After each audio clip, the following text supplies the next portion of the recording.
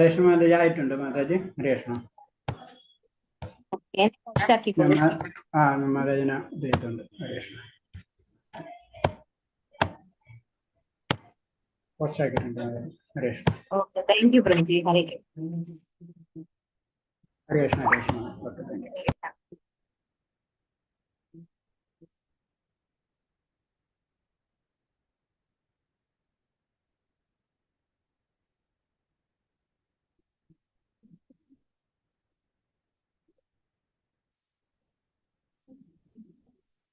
हरे कृष्णा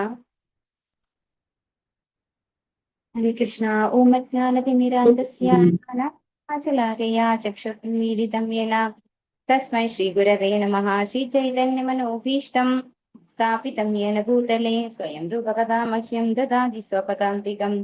वन्देऽहं श्रीगुरो श्रीयुतपथकमलं श्रीगुरून् वैष्णवांश्च श्रीरूपं साग्रजातं सहगणरघुनाथान्वितं तं सजीवं साद्वैतं सावधूतं परिजनसहितं कृष्णचैतन्यदेवं श्रीराधा कृष्णपादान् सहगणललिता श्रीविशाखान्वितांश्च।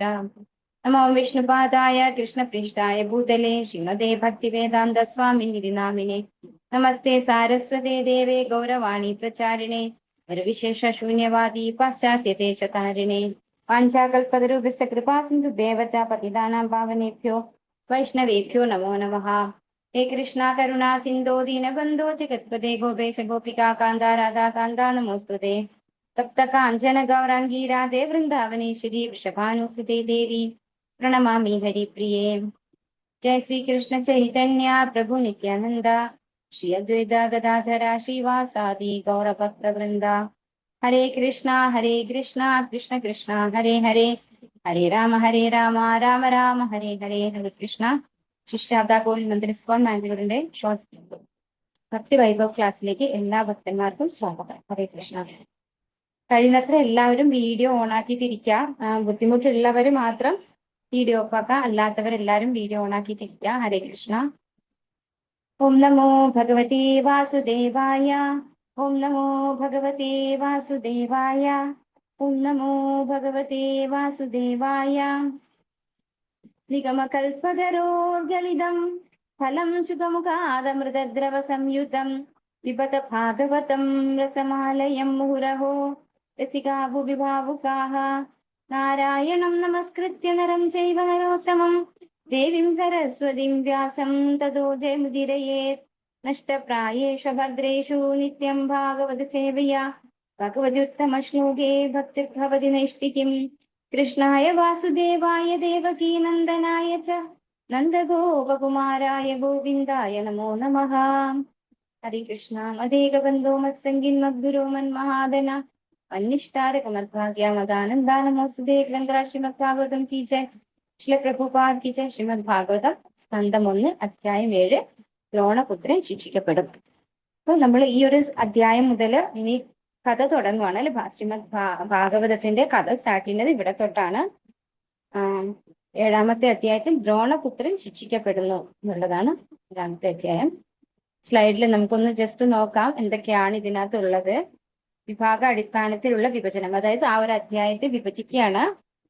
1 മുതൽ 3 വരെയുള്ള ശ്ലോകങ്ങളില് നൈമിഷാരണ്യ ഋഷിമാരുടെ 6 ചോദ്യങ്ങളും അധ്യായത്തിന്റെ ബൈഫിക്കേഷൻ ആണിത്. 1 മുതൽ 3 വരെയുള്ള അധ്യായങ്ങളില് നൈമിഷാരണ്യത്തിലെ ഋഷിമാരുടെ 6 ചോദ്യങ്ങളും സൂതഗോസ്വാമിയുടെ ഉത്തരങ്ങളും. അധ്യായം 4 മുതൽ 7 വരെ ഭാഗവതത്തിന്റെ ചരിത്രം. 7 മുതൽ 11 അധ്യായം 7ൽ 11ാമത്തെ ശ്ലോകം വരെ ശ്രീമദ് ഭാഗവതത്തിന്റെ രചയിതാവിന്റെ ചരിത്രം, അതായത് ശ്രീ വ്യാസദേവന്റെ ചരിത്രം. അദ്ദേഹം ഭാഗവതം എഴുതാൻ അദ്ദേഹത്തിന് പ്രചോദനം ലഭിച്ചത്, അതൊക്കെ ഈ അധ്യായത്തിൽ 11ാമത്തെ ശ്ലോകം വരെ പറയാണ്.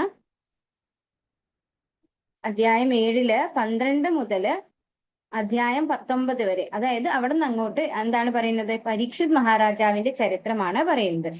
പരീക്ഷിത് മഹാരാജാവിന്റെ ജനനം, പരീക്ഷിത് മഹാരാജാവ് എങ്ങനെയാണ് കലിയെ ശിക്ഷിക്കുന്നത്, സുഖദേവ ഗോസ്വാമിയായി പരീക്ഷിത് മഹാരാജാവിന്റെ കൂടിക്കാഴ്ച, ഇതൊക്കെയാണ് അധ്യായം 19 വരെയുള്ള കാര്യങ്ങൾ പറയുന്നത്. അപ്പോ ഈ ഒരു സ്കന്ധത്തെ വിഭജിക്കുകയാണ് ചെയ്തിരിക്കുന്നത്.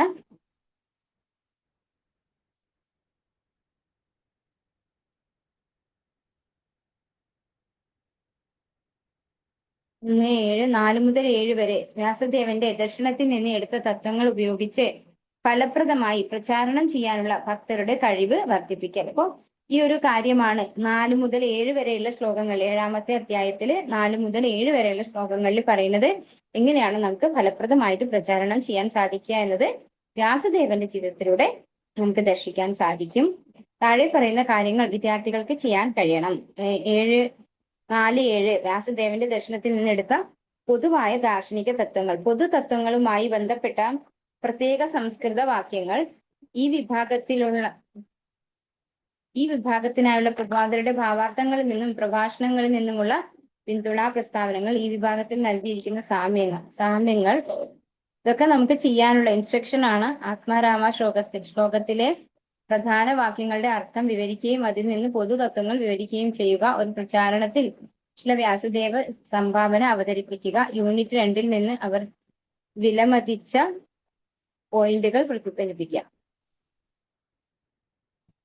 അധ്യായം 7-ന്റെ സംഗ്രഹമാണ് ഇവിടെ പറയുന്നത്. ശ്രീമദ് ഭാഗവതം രചിക്കാനുള്ള ശ്രീ വ്യാസദേവന്റെ പ്രചോദനം, ഭഗവാന്റെ ദർശനവും ശ്രീമദ് ഭാഗവതത്തിന്റെ മഹത്വങ്ങളും 1 മുതൽ 7 വരെയുള്ള ശ്ലോകങ്ങളില് എങ്ങനെയാണ് വ്യാസദേവൻ ഭഗവാനെ ദർശിച്ചത് അത് കാണിച്ചു തരാണ്. 8 മുതൽ 11 വരെ ശ്രീ വ്യാസദേവൻ ശുകദേവ ഗോസ്വാമി ശ്രീമദ് ഭാഗവതം പഠിപ്പിക്കുന്നു. ശുകദേവ ഗോസ്വാമിയുടെ ശ്രീമദ് ഭാഗവത പഠനം, അതാണ് 8 മുതൽ 8, 9, 10, 11 4 ശ്ലോകങ്ങളില് ശുകദേവ ബ്രഹ്മർഷി ശ്രീമദ് ഭാഗവതം പഠിച്ച കാര്യം പറയാണ്. പരീക്ഷിത് മഹാരാജാവ് തന്റെ മഹത്തായ രാജ്യം ഉപേക്ഷിച്ചത് എങ്ങനെ? മഹാരാജാവ് പരീക്ഷത്തിന്റെ മഹത്തായ ജനനം, പ്രവർത്തനങ്ങൾ, വേർപാട്, മഹാരാജാവ് പരീക്ഷത്തിന്റെ ജനനത്തിലേക്ക് നയിച്ച സംഭവങ്ങൾ, മരിച്ചുപോയ പാണ്ഡവപുത്രന്മാർക്ക് വേണ്ടിയുള്ള വിലാപം. ശ്ലോകങ്ങൾ 12 മുതൽ 16 വരെ. അർജുനൻ അശ്വത്ഥാമാവിനെ പിടികൂടുന്നു. 17 മുതൽ 34 വരെ.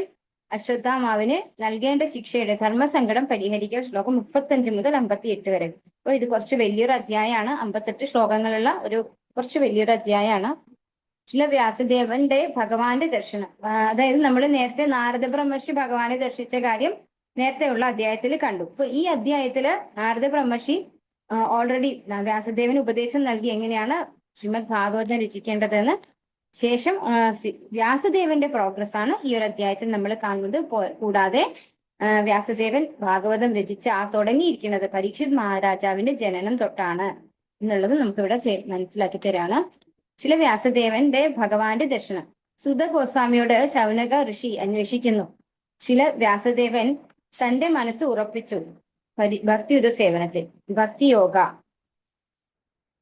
ബന്ധിപ്പിച്ചുകൊണ്ട് ഭൗതികതയുടെ ഒരു ഛായയുമില്ല.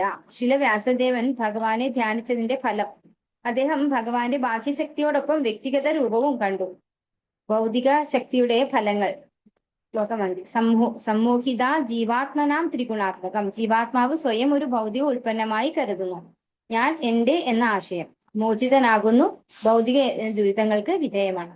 നമുക്ക് ക്ലാസ്സിൽ എടുക്കുമ്പോൾ എക്സ്പ്ലെയിൻ ചെയ്യാം. ശ്രീമദ് ഭാഗവതത്തിന് ചെവിയിലൂടെ സ്വീകരണം നൽകുന്നതിലൂടെ ശ്രീകൃഷ്ണനോടുള്ള സ്നേഹപൂർണമായ ഭക്തിയുത സേവനം മുള പൊട്ടുന്നു. ഭക്തി ഉത്പദ്യത്തെ പുംസഹ. ശോകമോഹ ഭയാവഹ. വിലാപം, മോഹം, ഭയം എന്നീ രോഗം ശമിക്കുന്നു. ഈ ലോകത്ത് നമുക്കൊരു ഭൗതിക വസ്തുവും ഇല്ലാത്തപ്പോൾ വിലാപം, നമുക്ക് അത് ലഭിക്കുമ്പോൾ നമ്മൾ ആസക്തരാകുന്നു. മോഹം, ആ ആസക്തി കാരണം അത് നഷ്ടപ്പെടുമോ എന്ന ഭയം, അതാണ് വിലാപം, മോഹം, ഭയം എന്നീ രോഗങ്ങൾ ശമിക്കുന്നു. എന്ത് ചെയ്യുന്നതിലൂടെ? ഭഗവാന്റെ കഥകൾ ശ്രവിക്കുന്നതിലൂടെ അല്ലെ. അത് കൂടുതൽ ഡീറ്റെയിൽഡ് ആയിട്ട് നമുക്ക് പർക്കോട്ട് നോക്കിയിട്ട് വായിക്കാം. ഇതിൽ ഞാൻ ഒന്നും വിട്ടു പോവാണ്ടിരിക്കാൻ വേണ്ടിയിട്ട് ഫസ്റ്റ് ഒന്ന് എക്സ്പ്ലെയിൻ ചെയ്യാണ്. എൻ്റെ ലാപ്ടോപ്പ് കേടായി പോയത് കാരണം എനിക്ക് ഒരേ സമയം രണ്ടും എടുക്കാൻ പറ്റൂല. അതുകൊണ്ടാണ് ഫസ്റ്റ് ഞാൻ എക്സ്പ്ലെയിൻ ചെയ്ത് പോകുന്നത്. ഈ ശ്ലോകത്തിൽ ശുകദേവ ഗോസ്വാമിയെ ഇങ്ങനെ വിശേഷിപ്പിക്കുന്നു: നിവൃത്തി നിരതം മുനിഹി. ആത്മസാക്ഷാത്കാരത്തിന്റെ പാതയിൽ ഏർപ്പെട്ടിരിക്കുന്ന ഒരു മുനി. ഇത് ശുകദേവ ഗോസ്വാമിയെ കുറിച്ചാണ് പറയുന്നത്. അദ്ദേഹം ആത്മസാക്ഷാത്കാരത്തിന്റെ പാതയിൽ ഏർപ്പെട്ടിരിക്കുന്ന മുനിയാണ്. സർവത്രോപേക്ഷകോ മുനിഹി. ഭൗതിക വിഷയങ്ങളിൽ നിസ്സംഗത. ആത്മാരാമ. പൂർണ്ണമായി ആത്മസംതൃപ്തി. ആത്മാരാമനായിട്ടുള്ള വ്യക്തിയാണ് ശുകദേവ ബ്രഹ്മർഷി അല്ലെ. ആ ശുകദേവ ബ്രഹ്മർഷി എങ്ങനെയാണ് ശ്രീമദ് ഭാഗവതത്തിൽ അട്രാക്റ്റഡ് ആയത് എന്നാണ് പിന്നീട് അങ്ങോട്ട് പറയുന്നത്. ശുകദേവ ഗോസ്വാമി ഇത്രയും പൂർണ്ണത നേടിയ ആത്മാവായിരുന്നിട്ടും ശ്രീ വ്യാസദേവനിൽ നിന്ന് ഇത്രയും വിപുലമായൊരു സാഹിത്യമായ ശ്രീമദ് ഭാഗവതം പഠിക്കാൻ അദ്ദേഹം എങ്ങനെയാണ് എന്തിനാണ് ബുദ്ധിമുട്ട് അനുഭവിച്ചത്? ഇപ്പൊ എന്തിനു വേണ്ടിയാണ് ആത്മാരാമനായിട്ടുള്ള സ്വയം ആത്മാരാമൻ എന്ന് പറഞ്ഞു കഴിഞ്ഞാൽ എന്താണ്? അവനവന്റെ ആത്മാവിൽ തന്നെ സന്തോഷം കണ്ടെത്തുന്ന ആളാണ്. അപ്പൊ അങ്ങനെയുള്ള ആ വ്യക്തിക്ക് എന്തിനാണ് ഒരു ഗ്രന്ഥത്തിന്റെ ആവശ്യമില്ല? അദ്ദേഹം ഭഗവാനെ സാക്ഷാത്കരിച്ചിട്ടുള്ള വ്യക്തിയാണ്. അപ്പൊ എങ്ങനെയാണ് ആ ഗ്രന്ഥത്തിൽ ആകർഷണം തോന്നിയത്, അല്ലെങ്കിൽ അതിനുള്ള ബുദ്ധിമുട്ട്, ആ ഒരു സമയം മെനക്കെട്ടിരുന്ന് പഠിക്കാനും അല്ലെ അതിനൊക്കെയുള്ള ഒരു ബുദ്ധിമുട്ട് എന്തിനാണ് സഹിച്ചത്? ഓൾറെഡി ആത്മാരാമനായിട്ടുള്ള വ്യക്തിയായിട്ട് കൂടി. ഇവിടെ പറയാണ്, ആത്മാരാമന്മാർക്ക് പോലും ഭഗവാൻ കൃഷ്ണന് കളങ്കമില്ലാത്ത ഭക്തിത സേവനം അർപ്പിക്കാനുള്ള ആഗ്രഹമുണ്ട്. കൃഷ്ണൻ എല്ലാവരെയും ആകർഷിക്കുന്നു. ഈ ഭൗതിക ലോകവുമായി ഒരു ബന്ധവും ഇല്ലാത്തവർ പോലും ആത്മാരാമന്മാർ, ആത്മസാക്ഷാത്കാരത്തിൽ സ്ഥിരപ്പെട്ടവർ, ഭൗതിക ബന്ധനങ്ങളിൽ നിന്ന് മുക്തരായിട്ടുള്ളവർ, നിത്യം വിഷ്ണു പൂജ, വിഷ്ണു ജനപ്രിയ. സുഖദേവ ഗോസ്വാമി ഭക്തർക്ക് വളരെ പ്രിയപ്പെട്ടവനായിരുന്നു. അവർ കളങ്കമില്ലാത്ത ഭക്തിയുത സേവനം അർപ്പിക്കാൻ ആഗ്രഹിക്കുന്നു. സുഖദേവ ഗോസ്വാമിയുടെ അവ്യക്തിഗത സങ്കല്പത്തിൽ നിന്ന് ഭഗവാന്റെ വ്യക്തിപരമായ സങ്കല്പത്തിലേക്കുള്ള പരിവർത്തനം. ഉപസംഹാരം. മുക്താത്മാക്കൾ ഉൾപ്പെടെ എല്ലാവരും ആകർഷിക്കുന്ന എല്ലാ അതീന്ദ്രിയ ഗുണങ്ങളും ഭഗവാൻ കൃഷ്ണനുണ്ട്. മക്കളെ ഭഗവാനെ കുറിച്ചുള്ള അതീന്ദ്രിയ വിഷയത്തിൽ പരിശീലിപ്പിക്കുക എന്നതിന്റെ പ്രാധാന്യം.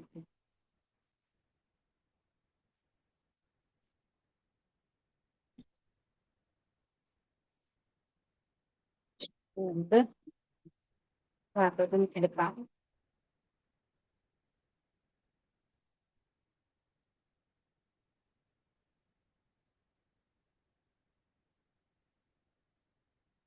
എല്ലാവർക്കും കാണാലോ അല്ലെ? ഹരേ കൃഷ്ണ. കേൾക്കുന്നില്ലേ? കാണാം കാണാം. ഹരേ കൃഷ്ണ. ഓം നമോ ഭഗവതേ വാസുദേവായ. ഓം നമോ ഭഗവതേ വാസുദേവായ. ഓം നമോ ഭഗവതേ വാസുദേവായ. ശ്രീമദ് ഭാഗവതം സ്കന്ധം 1 അധ്യായം 7. ദ്രോണപുത്രൻ ശിക്ഷിക്കപ്പെടുന്നു. ശൗനക ഉവാച. നിർഗതേ നാരദേ സൂത ഭഗവാൻ ബാദരായണഃ ശ്രുതവാം സദഭിപ്രേതം കിമകരോദ്വിഭുഃ. വർത്തനം ഭാവാർത്ഥമേസി ഭക്തി വേദാന്ത സംശയ പ്രഭാക്കിച്ച്.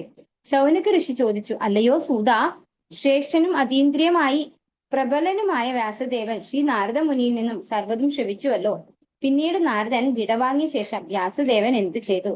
ഇപ്പോ നമ്മൾ നേരത്തെ ഉള്ള 6ാമത്തെ അധ്യായത്തിൽ നമ്മൾ കണ്ടു, നാരദ ബ്രഹ്മർഷിയോട് വ്യാസദേവൻ ചോദിക്കുന്നു, എന്താണ് അങ്ങനെ ഭഗവാനെ ദർശിച്ചു എന്നൊക്കെ വളരെ സിമ്പിൾ ആയിട്ട് പറഞ്ഞപ്പോ, എന്താണ് ഭക്തി വേദാന്തികളിൽ നിന്ന് ദീക്ഷ ലഭിച്ചതിന് ശേഷം താങ്കൾ എന്ത് ചെയ്തു?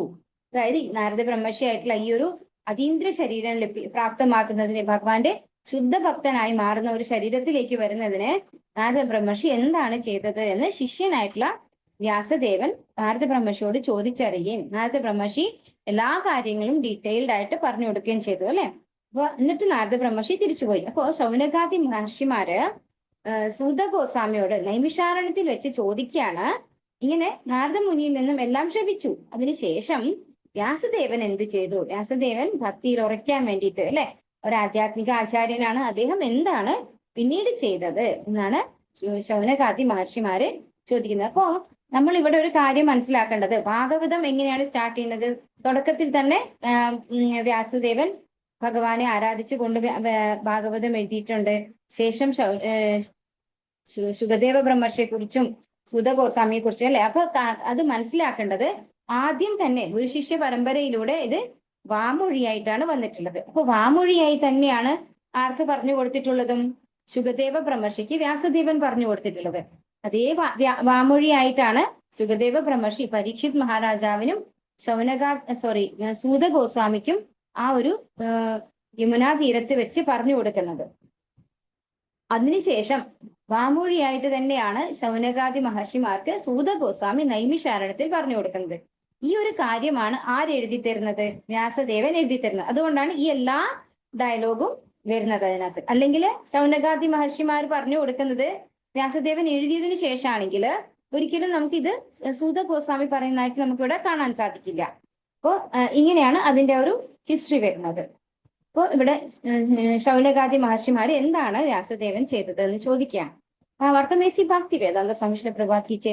ശ്രീമദ് ഭാഗവതം വർണ്ണിക്കാനുള്ള പ്രാരംഭ ഹേതു എന്ന നിലയിൽ ഈ അധ്യായത്തിൽ പരീക്ഷിത് മഹാരാജാവ് തന്റെ മാതൃഗർഭത്തിനുള്ളിൽ അത്ഭുതകരമായി രക്ഷിക്കപ്പെടുന്ന സംഭവം തിരഞ്ഞെടുക്കപ്പെട്ടിരിക്കുന്നു. പരീക്ഷത്തിനെ ഇപ്രകാരം വധിക്കാൻ ശ്രമിച്ചത് ദ്രോണപുത്രനായ ദ്രൗണി അശ്വത്ഥാമാവായിരുന്നു. മുമ്പ് ദ്രൗപദിയുടെ 5 പുത്രന്മാരെയും സുപ്താവസ്ഥയിൽ വധിച്ച കുറ്റത്തിന് അദ്ദേഹത്തെ അർജുനൻ ദണ്ഡിച്ചിരുന്നു. ശ്രേഷ്ഠ മഹാകാവ്യമായ ശ്രീമദ് ഭാഗവതത്തിന്റെ രചന ആരംഭിക്കുന്നതിന് മുമ്പ് തന്നെ ഭക്തിമയമായ സമാധിയിൽ നിവിഷ്ടനായ ശ്രീ വ്യാസദേവൻ സമ്പൂർണ്ണ സത്യവും ഗ്രഹിച്ചിരുന്നു. ശ്രീമദ് ഭാഗവത രചനയ്ക്ക് വേണ്ടി ധ്യാനനിരതനായിരുന്നപ്പോൾ തന്നെ എല്ലാ സത്യവും ഗ്രഹിക്കാൻ വ്യാസദേവന് സാധിച്ചിട്ടുണ്ട്. അതുപോലെ പരീക്ഷിത് മഹാരാജാവിന്റെ ജനനം അവിടം തൊട്ടാണ് ഭാഗവതം എക്സ്പ്ലെയിൻ ചെയ്യാൻ വേണ്ടിയിട്ട് തെരഞ്ഞെടുക്കപ്പെട്ടിരിക്കുന്നത്. അദ്ദേഹം എങ്ങനെയാണ് അത്ഭുതകരമായി ദ്രൗണിയുടെ അശ്വത്ഥാമാവിന്റെ ആ ഒരു ബ്രഹ്മാസ്ത്രത്തിൽ നിന്ന് എങ്ങനെയാണ് രക്ഷപ്പെടുന്നത്. അതുപോലെ ദ്രോണപുത്രനായിട്ടുള്ള അശ്വത്ഥാമാവ് നേരത്തെ തന്നെ ദ്രൗപദിയുടെ 5 മക്കളെ ഉറങ്ങിക്കിടക്കുന്ന ആ ഒരു ശിബിരത്തിൽ വെച്ച് വധിക്കുകയുണ്ടായിട്ടുണ്ട്. ആ സമയത്ത് അർജുനനാൽ ശിക്ഷിക്കപ്പെടുകയും ചെയ്തിരുന്നു. എന്നിട്ടും അശ്വത്ഥാമാവ് എന്ത് ചെയ്തു?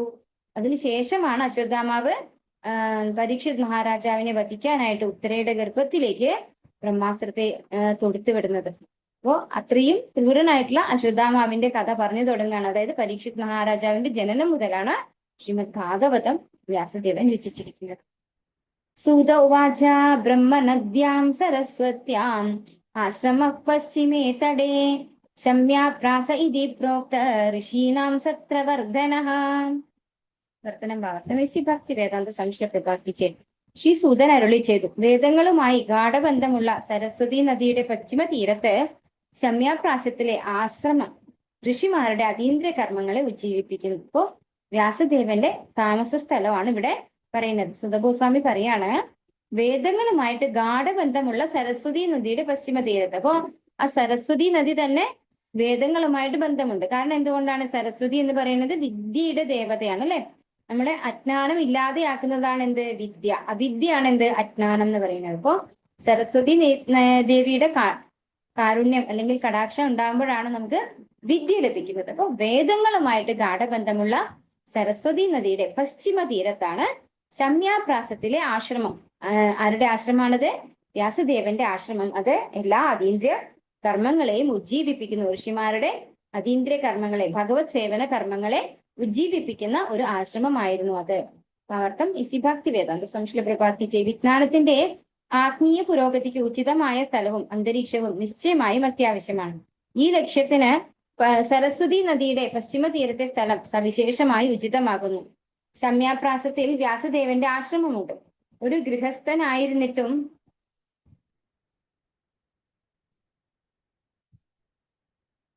ഗൃഹസ്ഥനാണെങ്കിൽ തന്നെയും ശ്രീ വ്യാസദേവന്റെ വാസസ്ഥലത്തെ ആശ്രമം എന്ന് വിശേഷിപ്പിച്ചിരിക്കുന്നു.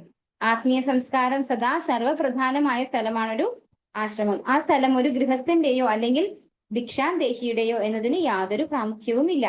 എല്ലാത്തരം ജീവിതാവസ്ഥയെയും ആശ്രമമെന്ന് വിശേഷിപ്പിക്കുന്ന വിധമാണ് സമ്പൂർണ്ണ വർണ്ണ ആശ്രമ വ്യവസ്ഥയും രൂപകൽപ്പന ചെയ്തിരിക്കുന്നത്. ആത്മീയ സംസ്കാരം ഏവർക്കും ഒരു പൊതു ഘടകമാണെന്ന് ഇത് അർത്ഥമാക്കുന്നു. ബ്രഹ്മചാരികൾ, ഗൃഹസ്ഥർ, വാനപ്രസ്ഥർ, സന്യാസിമാർ എന്നിവരെല്ലാം പരമപുരുഷനെ സാക്ഷാത്കരിക്കുക എന്ന ഒരേ ജീവിത ലക്ഷ്യം ഉള്ളവരാണ്. ആകയാൽ ആത്മീയ സംസ്കാരത്തെ സംബന്ധിച്ചിടത്തോളം ഇവരാരും തന്നെ പ്രാധാന്യം കുറഞ്ഞവരല്ല. പരിത്യാഗത്തിന്റെ പ്രബലത അനുസരിച്ചുള്ള ഔപചാരികത മാത്രമാണ് ഇവർ തമ്മിലുള്ള വ്യത്യാസം. പ്രായോഗിക പരിത്യാഗത്തിന്റെ ശക്തിയാൽ സന്യാസിമാർക്ക് ഉന്നത ബഹുമാനം നൽകപ്പെടുന്നു. അപ്പോ ഇവിടെ ശ്രീ പ്രഭാതര് പറഞ്ഞു തരാണ്, നമ്മള് ആധ്യാത്മിക കാര്യങ്ങൾ, അതീന്ദ്രിയ കാര്യങ്ങളൊക്കെ ചെയ്യണമെങ്കിൽ എന്ത് വേണം? അതിനുള്ളൊരു അറ്റ്മോസ്ഫിയർ. നമ്മള് ഇപ്പൊ ഫോർ എക്സാമ്പിൾ നാമം ജപിക്കുന്നത് അല്ലെങ്കിൽ ഭഗവാന്റെ ഭക്തി സേവനം ചെയ്യുന്നത് ഒക്കെ നമ്മള് നമ്മുടെ ബെഡ്റൂമിനകത്ത് അല്ലെങ്കിൽ ബെഡിൽ ഇരുന്നുകൊണ്ട് ഒക്കെ ചെയ്യുന്നത് എന്താണ്? അതത്ര ഫലം ചെയ്യില്ല, അല്ലെ? അപ്പോ അതിന് നമ്മളൊരു സ്പേസ്, ഒരു അറ്റ്മോസ്ഫിയർ അവിടെ ഉണ്ടാക്കിയെടുക്കണം. അതുപോലെ ഇവിടെ ആശ്രമം എന്നാണ് വ്യാസദേവന്റെ താമസ സ്ഥലത്തെ പറഞ്ഞിരിക്കുന്നത്. അപ്പോ നമുക്കറിയാം വർണ്ണാശ്രമ വ്യവസ്ഥയിൽ നമ്മള് ബ്രഹ്മചര്യ ആശ്രമം, അതുപോലെ ഗൃഹസ്ഥ ആശ്രമം, പിന്നെ എന്താ പറയുന്നത്, വാനപ്രസ്ഥ ആശ്രമം, സന്യാസ ആശ്രമം, ഈ 4 എന്താണ്? ആശ്രമം ആയിട്ട് തന്നെയാണ് പറയുന്നത്. അതിന്റെ അർത്ഥം എന്താണ്? എല്ലാ തരത്തിലുള്ള ആളുകൾക്കും ഭഗവാനെ ആരാധിക്കുന്നതിന് അല്ലെങ്കിൽ ഭഗവാന്റെ ഭക്തിയിൽ പ്രോഗ്രസ് ചെയ്യുന്നതിന് അനുസൃതമായിട്ടാണ് ഭഗവാൻ ഈ വർണ്ണ ആശ്രമ വ്യവസ്ഥ കൊണ്ടുവന്നിരിക്കുന്നത്. അപ്പോൾ ഇവിടെ പറയാണ് പ്രഭു, അതിൽ നമ്മുടെ പരിത്യാഗത്തിന്റെ ലെവൽ അനുസരിച്ചാണ് നമ്മൾ ഓരോ ആശ്രമത്തിലും ഇരിക്കുന്നത്. ബ്രഹ്മചര്യ ആശ്രമത്തില് എന്താണ് പരിപൂർണ പരിത്യാഗമുണ്ട്. പക്ഷെ ഗൃഹസ്ഥ ആശ്രമത്തിൽ എന്താണ് അത്രയും ഇല്ല. അതുപോലെ വാനപ്രസ്ഥ ആശ്രമത്തിൽ ഗൃഹസ്ഥാശ്രമിയേക്കാൾ പരിത്യാഗിയാണ്. സന്യാസി സർവസംഘ പരിത്യാഗിയാണ്. അപ്പൊ ആ ഒരു ഇത് അതായത് നമ്മുടെ പരിത്യാഗത്തിന്റെ അളവ് വെച്ചിട്ടാണ് നമ്മൾ ഏത് ആശ്രമത്തിലാണ് ഇരിക്കുന്നത് എന്ന് പറയുന്നത്. അപ്പോൾ ഏത് ആശ്രമത്തിലായാലും നമ്മളത് ഭക്തിയുത സേവനം ചെയ്ത് ഭഗവാനെ പ്രീതിപ്പെടുത്തുക എന്നുള്ളത് തന്നെയാണ് എല്ലാ ആശ്രമത്തിന്റെയും യഥാർത്ഥ ഉദ്ദേശം, അല്ലെ? പക്ഷെ അവരവരുടെ ലെവലിനനുസരിച്ചാണ് നമ്മൾ ചെയ്യുക എന്ന് മാത്രം. അപ്പോൾ ഇവിടെ ആശ്രമം എന്ന വാക്കിനെ ചൊല്ലിയാണ് നമ്മൾ ഇത്രയും പറഞ്ഞത്. വ്യാസദേവന്റെ ഗൃഹം അല്ലെങ്കിൽ വീടിനെയാണ് ഇവിടെ ആശ്രമം എന്ന് പറഞ്ഞിരിക്കുന്നത്. ആ ആശ്രമത്തിൽ ഇരുന്നുകൊണ്ടാണ് വ്യാസദേവൻ ധ്യാനിക്കുന്നത്. തസ്മിൻ സ്വ ആശ്രമേ വ്യാസോ ബദരീഷണ്ഡമണ്ഡിതേ ആസീനോ ഉപസ്പൃശ്യ പ്രണിദധ്യൗ മനസ്വയം. വർത്തനം ഭാഗത്തുമെസ്സി ഭക്തിവേദാന്ത സമിശ്ര പ്രപാദിച്ചേ. ബദരി വൃക്ഷങ്ങളാൽ വലയം ചെയ്യപ്പെട്ട ആ സ്ഥലത്തെ സ്വന്തം ആശ്രമത്തിൽ ശ്രീ വ്യാസദേവൻ പവിത്രീകരണാർത്ഥം ജലസ്പർശനത്തിനു ശേഷം ധ്യാനിക്കാനായി ഉപവിഷ്ടനായി. അപ്പോൾ ആചമനം ചെയ്തിട്ട് ധ്യാനത്തിനിരുന്നു. ഇവിടെ ബദരീ വൃക്ഷങ്ങളാൽ വലയം ചെയ്യപ്പെട്ട സ്ഥലം എന്ന് പറയുന്നു. ബദരീ വൃക്ഷങ്ങളാൽ വലയം ചെയ്യപ്പെട്ടിട്ടുള്ള ഒരു സ്ഥലത്താണ് വ്യാസദേവന്റെ ആ വീടിന്റെ ചുറ്റിലും ഉള്ളത് ഈ വൃക്ഷങ്ങളാണ്, ബദരീ വൃക്ഷങ്ങൾ. അപ്പൊ അങ്ങനെ ആ വൃക്ഷത്തിനും പ്രത്യേകതയുണ്ട്, അതുകൊണ്ടാണ് അത് എടുത്തു പറയുന്നത്. അപ്പൊ അങ്ങനെയുള്ള ആ സ്ഥലത്തെ സ്വന്തം ആശ്രമത്തിൽ ശ്രീ വ്യാസദേവൻ പവിത്രീകരണാർത്ഥം ജലസ്പർശനത്തിന് ശേഷം, അതായത് ആചമനം ചെയ്തതിനു ശേഷം ധ്യാനിക്കാനായി ഉപവിഷ്ടനായി.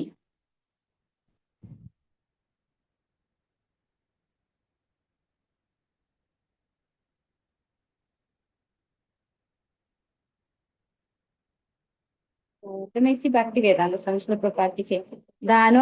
ധ്യാനോചിതമായ ആ അതീന്ദ്ര സ്ഥലത്ത് അദ്ദേഹത്തിന്റെ ആത്മീയ ആചാര്യനായ ശ്രീ നാരദമുനിയുടെ ഉപദേശപ്രകാരം വ്യാസദേവൻ മനസ്സിനെ ഏകാഗ്രമാക്കി.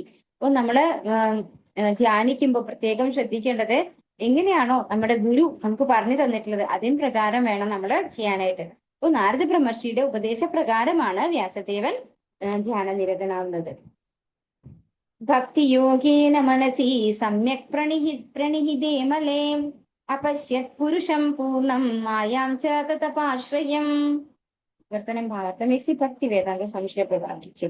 ഇപ്രകാരം ഭൗതികതയുടെ യാതൊരു ലാഞ്ചനയും ഇല്ലാതെ ഭക്തിത സേവനത്തിൽ ഭക്തിയോഗം അന്വയിപ്പിച്ച് പരിപൂർണ നിരതമാക്കുക വഴി അദ്ദേഹം തന്റെ മനസ്സിനെ ഏകാഗ്രമാക്കി. അങ്ങനെ ഭഗവാന്റെ പരിപൂർണ നിയന്ത്രണത്തിലുള്ള ബഹിരംഗ ശക്തി സമേതം അദ്ദേഹം പരമദിവ്യോത്തമ പുരുഷനെ ദർശിച്ചു. ഇപ്പൊ എങ്ങനെയാണ് വ്യാസദേവൻ ഭഗവാനെ എങ്ങനെയാണ് ദർശിച്ചത് എന്നിവിടെ പറഞ്ഞുതരാണ്. ഭൗതികതയുടെ യാതൊരു ലാഞ്ചനയും ഇല്ലാതെ ഭക്തിയുത സേവനത്തിൽ അന്വയിപ്പിച്ച്. ഇപ്പൊ വ്യാസദേവൻ ഭഗവാന്റെ തന്നെ അവതാരമാണ്, ശക്തിയാവേശ അവതാരമാണ് വ്യാസദേവൻ. അങ്ങനെയുള്ള വ്യാസദേവൻ തന്റെ എല്ലാ ഭൗതിക മാലിന്യങ്ങളും നിന്നും ഒട്ടും എല്ലാത്തിൽ നിന്നും മുക്തനായി. അദ്ദേഹം ഗൃഹസ്ഥാശ്രമിയാണ്, നമ്മൾ കണ്ടു അല്ലെ? എങ്കിൽ പോലും അദ്ദേഹത്തിന് ഭൗതികതയുടെ യാതൊരു ലാഞ്ചനയും ഉണ്ടായില്ല. അതുകൊണ്ട് തന്നെ അദ്ദേഹത്തിന് മനസ്സിനെ ഏകാഗ്രമാക്കാനും ഭഗവാനെ ദർശിക്കാനും സാധിച്ചു. എങ്ങനെയാണ് ഭഗവാനെ ദർശിച്ചത്? ഭഗവാന്റെ പൂർണ്ണ നിയന്ത്രണത്തിലുള്ള ബഹിരംഗ ശക്തി സമേതം അദ്ദേഹം പരമദിവ്യോത്തമ പുരുഷനെ ദർശിച്ചു. അപ്പൊ ബഹിരംഗ ശക്തിയോട് കൂടിയിട്ടാണ് വ്യാസദേവൻ ഭഗവാനെ ദർശിച്ചത്. അത് എന്തുകൊണ്ടാണെന്നും പറയുന്നുണ്ട്. വ്യാസദേവന്റെ ഉദ്ദേശം എന്തായിരുന്നു? വ്യാസദേവന്റെ ഉദ്ദേശം എന്ന് പറയുന്നത് എല്ലാ ഭൗതികത ക്ലേശങ്ങളിലെയും പെട്ടിരിക്കുന്ന ആളുകൾക്ക് എങ്ങനെയാണ് ആ ക്ലേശങ്ങളിൽ നിന്ന് മുക്തി കൊടുക്കുക, ഇതാണ് വ്യാസദേവൻ ആഗ്രഹിച്ചത്. അപ്പൊ അതിനുള്ളൊരു സൊല്യൂഷൻ ആയിക്കൊണ്ടാണ് ഭഗവാൻ ബഹിരംഗ ശക്തിയോട് കൂടി വ്യാസദേവന് ദർശനം നൽകിയിട്ടുള്ളത്. ഭാവാർത്ഥമേസി ഭക്തിവേദാന്ത സംശയ പ്രപാദിച്ചേ. ഭക്തിയുത സേവനം എന്ന യോഗമാർഗത്താൽ മാത്രമേ നിരപേക്ഷ സത്യത്തിന്റെ പരിപൂർണ ദർശനം സാധ്യമാകൂ. ഇതിനെ ഭഗവത്ഗീതയിലും സ്ഥിരീകരിച്ചിട്ടുണ്ട്. ഭക്തിയുത സേവന പ്രക്രിയയാൽ മാത്രമേ ഒരാൾക്ക് നിരപേക്ഷ സത്യമായ പരമദിവ്യോത്തമ പുരുഷനെ പൂർണ്ണമായും സാക്ഷാത്കരിക്കാൻ സാധ്യമാകുകയുള്ളൂ. അത്തരം പരിപൂർണ ജ്ഞാനത്താൽ ഒരുവന് ഭഗവത്ധാമത്തിൽ പ്രവേശിക്കാൻ കഴിയുന്നു. അവ്യക്തിഗത ബ്രഹ്മം അഥവാ ഹൃദയസ്ഥനായ പരമാത്മാവ് എന്നിങ്ങനെയുള്ള ഭാഗികമായ സമീപനത്താലുള്ള നിരപേക്ഷ സത്യത്തിന്റെ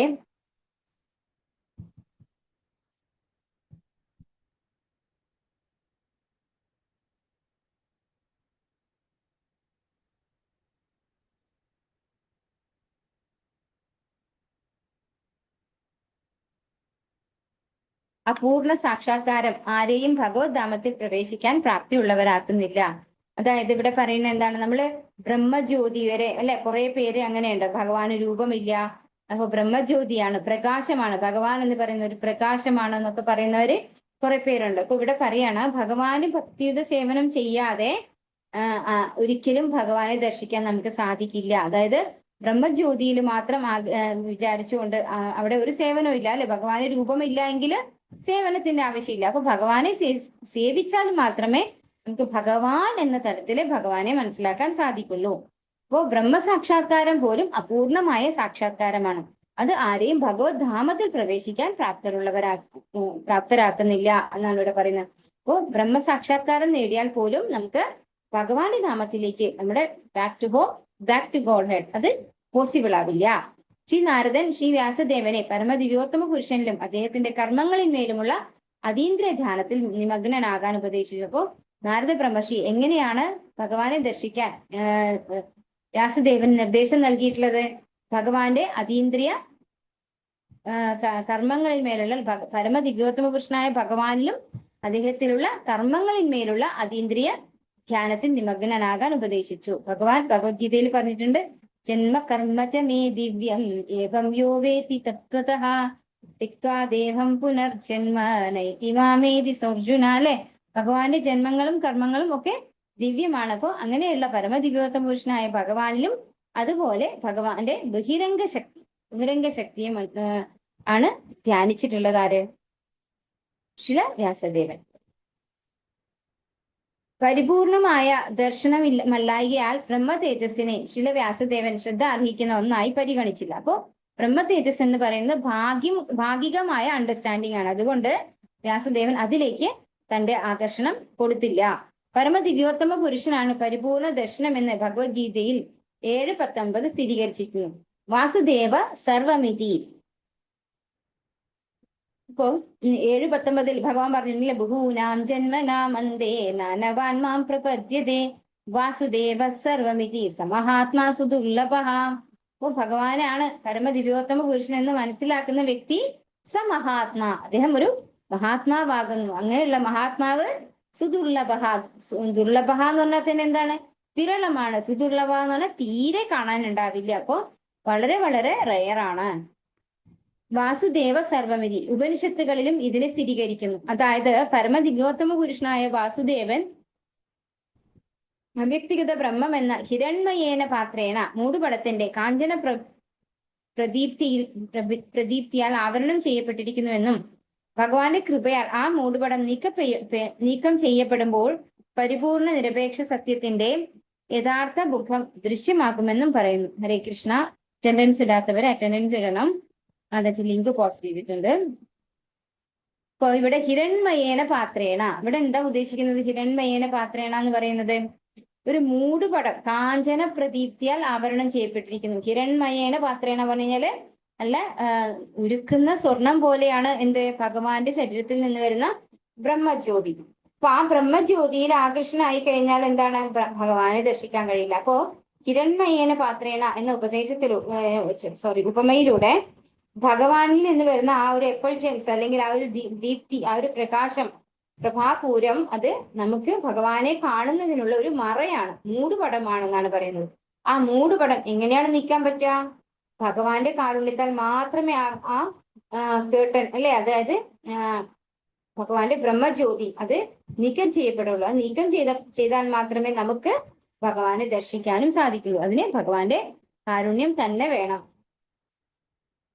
ഭഗവാന്റെ കൃപയാൽ ആ മൂടുപടം നീക്കം ചെയ്യപ്പെടുമ്പോൾ പരിപൂർണ നിരപേക്ഷ സത്യത്തിന്റെ യഥാർത്ഥ മുഖം ദൃശ്യമാകുന്നു എന്ന് പറയുന്നു. നിരപേക്ഷ സത്യത്തെ ഇവിടെ പുരുഷൻ അഥവാ വ്യക്തി എന്ന് സൂചിപ്പിച്ചിരിക്കുന്നു.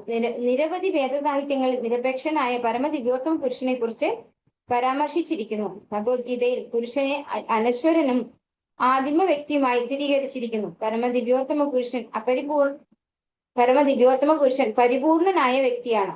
പരമപുരുഷന് അനേക വിധമായ ശക്തികളുണ്ട്. അവയിൽ അന്തരംഗ ശക്തി, ബഹിരംഗ ശക്തി, തടസ്ഥ ശക്തി എന്നിവ സവിശേഷമായി പ്രമുഖമായവയാണ്.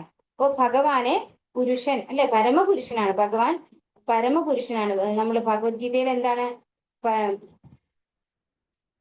15ാമത്തെ അധ്യായത്തിന്റെ പുരുഷോത്തമ യോഗം അല്ലെ, പുരുഷന്മാരിൽ ഉത്തമനാണ് ഭഗവാൻ. അപ്പൊ ഭഗവാൻ പുരുഷനാണ് എന്ന് പറയുന്നു. അദ്ദേഹം ഒരു വ്യക്തിയാണെന്ന് സൂചിപ്പിച്ചിരിക്കുന്നതായിട്ട് ഇവിടെ പറഞ്ഞു തരാണ് ശ്രീ പ്രഭുപാദരൻ. ഭഗവാന് 3 വിധം ശക്തികൾ അല്ലെ.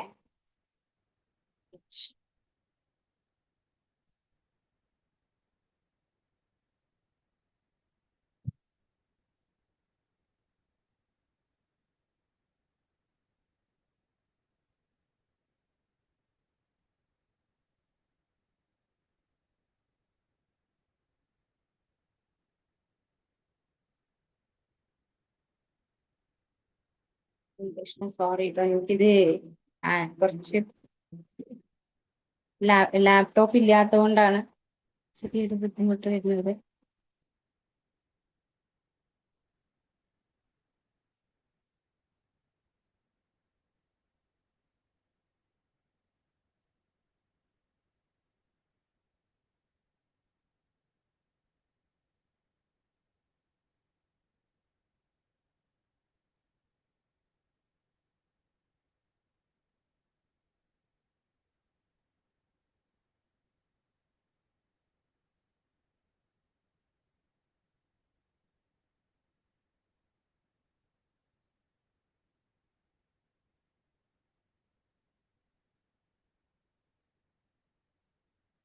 വലിയ കട്ടൗട്ടാണ്.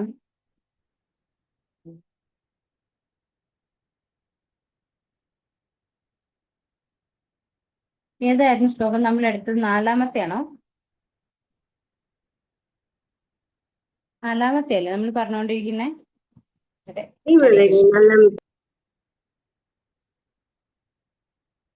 അപ്പോ ഭഗവാനെ 3 വിധം ശക്തികളുണ്ട്. ഒന്ന് ബഹിരംഗ ശക്തി, അന്തരംഗ ശക്തി, തടസ്ഥ ശക്തി. ഇത് നമ്മള് ഭഗവത്ഗീതയിൽ പഠിക്കുന്നുണ്ട് അല്ലെ. അന്തരംഗ ശക്തി ഭഗവാന്റെ ആധ്യാത്മിക ലോകത്താണുള്ളത്. ബഹിരംഗ ശക്തിയാണ് ഈ ഭൗതിക പ്രകൃതി. തടസ്ഥ ശക്തിയാണ് നമ്മള് ജീവാത്മാക്കളൊക്കെ. ഇതെല്ലാം എക്സ്പ്ലെയിൻ ചെയ്ത് പർപ്പോട്ട് വായിച്ചു പോകാനാണ് മാതാജി പറഞ്ഞിരിക്കുന്നത്. അതുകൊണ്ട് ഞാൻ എല്ലാം വായിക്കുക തന്നെയാണ് ഇവിടെ ചെയ്യുന്നത്. അവയിൽ അന്തരംഗ ശക്തി, ബഹിരംഗ ശക്തി, തടസ്ഥ ശക്തി എന്നിവ സവിശേഷമായി പ്രമുഖമായവയാണ്.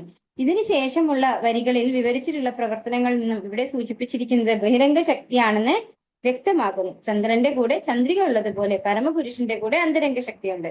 അജ്ഞതയുടെ അന്ധകാരത്തിൽ ജീവസത്തകളെ നിലനിർത്തുന്നതിനാൽ ബഹിരംഗ ശക്തി അന്ധകാരത്തോട് സാമ്യപ്പെടുത്തിയിരിക്കുന്നു. അപ്പോൾ ഇവിടെ പ്രഭുപാദർ പറയാണ്, വ്യക്തമായിട്ട് ഇതിൽ പറഞ്ഞിരിക്കുന്നു ഭഗവാന്റെ ബഹിരംഗ ശക്തിയാണ് ആരെ കൂടെ കണ്ടിരിക്കുന്നത്? ഭഗവാന്റെ ഒപ്പം വ്യാസദേവൻ ദർശിച്ചത് അല്ലെ. വ്യാസദേവൻ ധ്യാനിച്ചതും ദർശിച്ചതും ഭഗവാന്റെ ബഹിരംഗ ശക്തിയോടൊപ്പമാണ്. ഓ ഭഗവാന്റെ കൂടെ, അതായത് ചന്ദ്രന്റെ കൂടെ ചന്ദ്രിക ഉള്ളത് പോലെയാണ് ഭഗവാന്റെ കൂടെ അന്തരംഗ ശക്തി ഉള്ളത്. ഈ അന്തരംഗ ശക്തി എന്താണ്? യോഗമായ എന്ന് പറയും അല്ലെ. ഭഗവാനിലേക്ക് നമ്മളെ ആകർഷിക്കുന്ന, ഭഗവത് സേവന നിരതരാക്കുന്നതാണ് എന്ത്? അന്തരംഗ ശക്തി എന്ന് പറയുന്നത്. ബഹിരംഗ ശക്തി എന്താണ്? ഭഗവാനിൽ നിന്ന് നമ്മളെ അകറ്റുന്ന ശക്തിയാണ്. അതും ഭഗവാന്റെ നിയന്ത്രണത്തിലാണ് അല്ലെ. ഒരിക്കലും ഭഗവാനെ എതിർക്കുന്നതല്ല. ബഹിരംഗ ശക്തി കൊടുത്തിരിക്കുന്ന ഡ്യൂട്ടിയാണ് എന്ത്? ഭഗവാൻ നിന്ന് നമ്മളെ അകറ്റുക എന്നുള്ളത്. എന്തുകൊണ്ടാണ് അങ്ങനെ ഡ്യൂട്ടി കൊടുത്തിരിക്കുന്നത്? നമുക്ക് ഭഗവാനെ വേണ്ട അല്ലെ, ഭഗവാനോട് ഇഷ്ടമില്ല, ഭഗവാൻ ഇല്ലാതെ ഈ ലോകം മുഴുവൻ ആസ്വദിക്കണം, നിയന്ത്രിക്കണം എന്ന് ആഗ്രഹിക്കുന്നവരെയാണ് ആര് കൺട്രോൾ ചെയ്യുന്നത്? ബഹിരംഗ ശക്തി കൺട്രോൾ ചെയ്ത് നമ്മളെ ഭഗവാൻ നിന്ന് അകറ്റുന്നത് ഭഗവാന്റെ നിർദ്ദേശപ്രകാരമാണ്, ഭഗവാന്റെ നിയന്ത്രണത്തിലാണ്. ബഹിരംഗ ശക്തിയെ അന്ധകാരത്തോടാണ് സാമ്യപ്പെടുത്തിയിരിക്കുന്നത്. ഭഗവാന്റെ ഈ ശക്തി പൂർണ്ണ നിയന്ത്രണത്തിലാണെന്ന് അപാശ്രയം എന്ന പദം ദ്യോതിപ്പിക്കുന്നു. അപ്പൊ ഈ ഒരു ശ്ലോകത്തിൽ ഉപയോഗിച്ചിട്ടുണ്ട് തത് അപാശ്രയം എന്ന്. അപ്പൊ അപാശ്രയം എന്ന് പറയുന്നത് ഈ പറയുന്ന ബഹിരംഗ ശക്തി ഭഗവാനെ ആശ്രയിച്ചിട്ടാണ് ഇരിക്കുന്നത്, ഭഗവാന്റെ അധീനതയിലാണ് ഇരിക്കുന്നത് എന്നാണ് പറയുന്നത്. അന്തരംഗ ശക്തി അഥവാ ഉയർന്ന ശക്തിയെയും മായ എന്ന് വിശേഷിപ്പിക്കുന്നു. എന്നാൽ അത് ആത്മീയ മായയാണ്, അഥവാ പരമധാമത്തിൽ പ്രദർശിപ്പിക്കുന്ന ശക്തിയാണ്. എപ്പോൾ ഒരാൾ ഈ അന്തരംഗ ശക്തിയുടെ അഭയത്തിന് കീഴിലാകുന്നു, അപ്പോൾ ഭൗതിക അജ്ഞതയുടെ അന്ധകാരം തൽക്ഷണം നശിപ്പിക്കപ്പെടുന്നു. ആത്മാരാമന്മാർ അഥവാ സമാധിയിൽ സ്ഥിരീകൃതരായവർ പോലും ഈ മായയെ അഥവാ അന്തരംഗ ശക്തിയെ അഭയം പ്രാപിക്കുന്നു. അപ്പോൾ നമ്മൾ അന്തരംഗ ശക്തി എന്ന് പറയുന്നത് എന്താണ്? ഭഗവാന്റെ ഭക്തിയുത സേവനത്തിൽ നമ്മളെ നിരതരാക്കുന്ന, ഭഗവാനോട് നമ്മളെ ചേർത്ത് വെച്ച് നമ്മളെ പ്രൊട്ടക്ട് ചെയ്യുന്നതാണ് അന്തരംഗ ശക്തി എന്ന് പറയുന്നത്. അപ്പൊ നമ്മൾ എപ്പോഴാണോ ആ അന്തരംഗ ശക്തിക്ക് അഭയം പ്രാപിക്കുന്നത്, അപ്പോൾ നമ്മൾ ആരുടെ പിടിയിൽ നിന്ന് വിടും? ബഹിരംഗ ശക്തിയുടെ പിടിയിൽ നിന്ന് വിടും. നമ്മളെ പൂർണ്ണമായിട്ടും പ്രൊട്ടക്ട് ചെയ്യുന്നത് അന്തരംഗ ശക്തിയാണ്. ഭക്തിയുത സേവനം അഥവാ ഭക്തിയോഗം അന്തരംഗ ശക്തിയുടെ കൃത്യമാണ്. ആത്മീയതയുടെ പ്രദീപ്തിയിൽ അന്ധകാരത്തിന് നിലനിൽപ്പില്ലാത്തതുപോലെ ഭൗതിക ശക്തിക്ക് അഥവാ താഴ്ന്ന ശക്തിക്ക് അവിടെ സ്ഥാനമില്ല. അത്തരം അന്തരംഗ ശക്തി അവ്യക്തിഗത ബ്രഹ്മതത്വത്താൽ പ്രാപ്തമാകുന്ന ആത്മീയ ആനന്ദത്തെക്കാളേറെ ശ്രേഷ്ഠമാണ്. അപ്പൊ ബ്രഹ്മ എന്ന അല്ലെ ബ്രഹ്മേതി പരമാത്മേതി ഭഗവാനിതി ശബ്ദത. ആ ബ്രഹ്മ എന്ന സ്ഥലത്ത് എത്തുമ്പോൾ, അല്ലെങ്കിൽ ആ ബ്രഹ്മ എന്ന തലത്തിൽ നമ്മൾ ഭഗവാനെ പ്രാപിക്കുമ്പോൾ കിട്ടുന്ന ഒരു സന്തോഷത്തെക്കാൾ കൂടുതലാണ് ഒരാൾ ഭക്തിയുത സേവനം ചെയ്ത് ഭഗവാനെ സന്തോഷിപ്പിക്കുമ്പോൾ ഉണ്ടാകുന്ന സന്തോഷം എന്നാണ് പറയുന്നത്. അതായത് അന്തരംഗ ശക്തി അവ്യക്തി ആത്മീയതയുടെ പ്രദീപ്തിയിൽ അന്ധകാരത്തിന് നിലനിൽപ്പില്ലാത്തതുപോലെ ഭൗതിക ശക്തിക്ക് അഥവാ താഴ്ന്ന ശക്തിക്ക് അവിടെ സ്ഥാനമില്ല. അത്തരം അന്തരംഗ ശക്തി അവ്യക്തിഗത ബ്രഹ്മതത്വത്താൽ പ്രാപ്തമാകുന്ന ആത്മീയ ആനന്ദത്തെക്കാളേറെ ശ്രേഷ്ഠമാണ്. അപ്പോൾ ആ ഒരു അന്തരംഗ ശക്തിയാൽ നമുക്ക് കിട്ടുന്നത് പരമമായ ആനന്ദമാണ്. പക്ഷെ ബ്രഹ്മം എന്ന നിലയിൽ ഭഗവാനെ ആരാധിച്ചാൽ നമുക്ക് ഒരിക്കലും ആ ഒരു സന്തോഷം, പരമമായ സന്തോഷം നമുക്ക് ലഭിക്കില്ല. അത് വളരെ ശ്രേഷ്ഠമായിട്ടുള്ള സന്തോഷമാണ് ഭഗവാന്റെ സേവനത്തിൽ നമ്മൾ ചെയ്യുമ്പോൾ ഉണ്ടാവുന്നത്. അവ്യക്തിഗത ബ്രഹ്മ തേജസ്സും പരമദിവ്യോത്തം പുരുഷനായ ശ്രീകൃഷ്ണ ഭഗവാനിൽ നിന്നും നിസ്സരിക്കുന്നതാണെന്ന് ഭഗവത്ഗീതയിൽ പ്രസ്താവിച്ചിരിക്കുന്നു. വെറും ശ്ലോകങ്ങളിൽ പ്രതിപാദിക്കുന്നത് പോലെ പരമപുരുഷൻ ശ്രീകൃഷ്ണന് ഭഗവാൻ അല്ലാതെ മറ്റാരുമല്ല. അപ്പോ ബ്രഹ്മ തേജസ്സും ഭഗവാന്റെ തന്നെ ശരീരത്തിൽ നിന്ന് വരുന്ന ഒരു എഫൾജൻസ് ആണ് എന്നിവിടെ പറയുന്നു. ഹരേ കൃഷ്ണ. യയാ സമ്മോഹിതോ ജീവ ആത്മാനം ത്രിഗുണാത്മകം പരോപി മനുതേനർത്ഥം തത്കൃതം ചാഭിപദ്യത്തെ.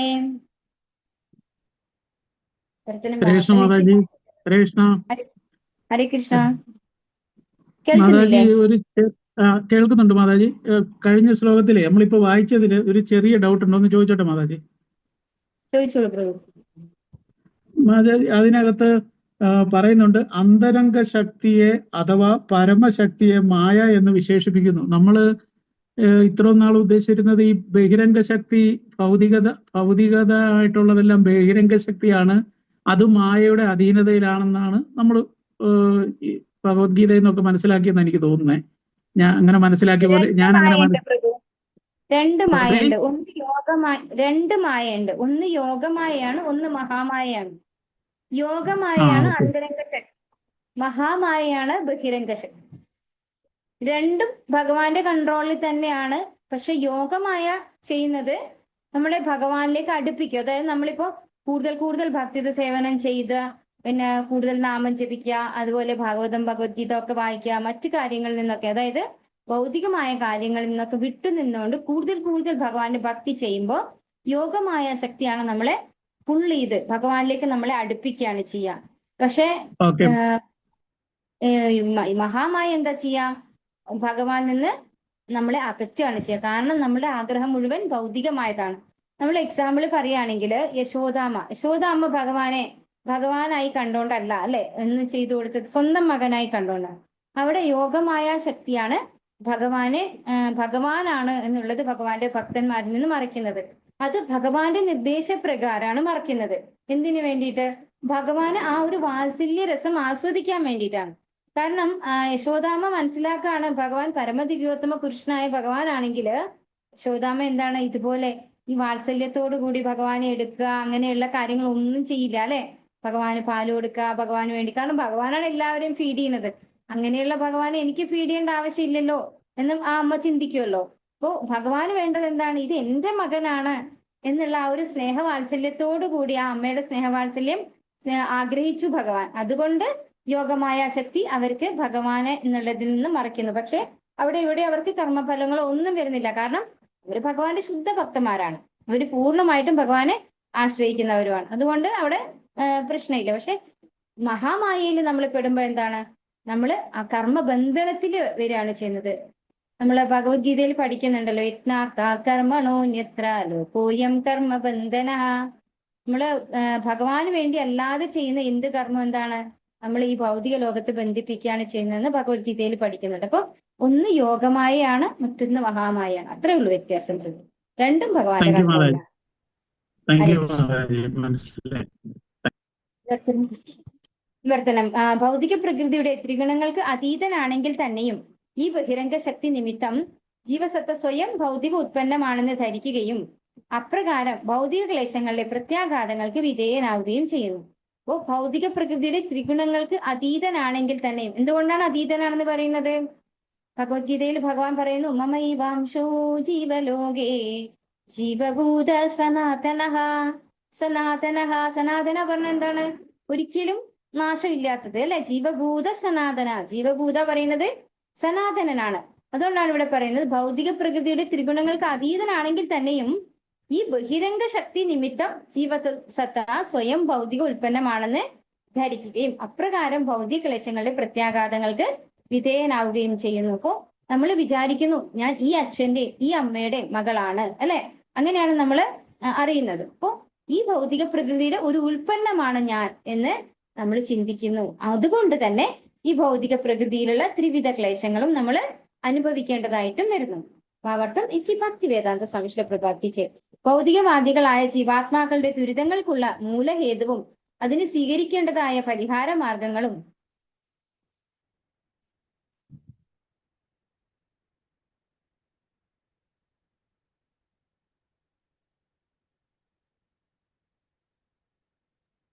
പ്രാപ്തമാക്കേണ്ടുന്ന ആത്യന്തികമായ പരിപൂർണതയെക്കുറിച്ചും ഇവിടെ പറഞ്ഞിരിക്കുന്നു. അപ്പൊ ഈ ഭൗതിക പ്രകൃതിയിൽ നിന്ന് എന്തുകൊണ്ടാണ് നമുക്ക് ക്ലേശങ്ങൾ സംഭവിക്കുന്നത്? മൂലം, അതായത് കാരണം എന്താണ്, അതിന് എന്താണ് നമ്മൾ ചെയ്യേണ്ടത് അല്ലെ, അതിന് എന്താണ് പ്രതിവിധി എന്നും പിന്നെ ആത്യന്തികമായ പരിപൂർണതയും അതും ഇവിടെ പറഞ്ഞിരിക്കുന്നു.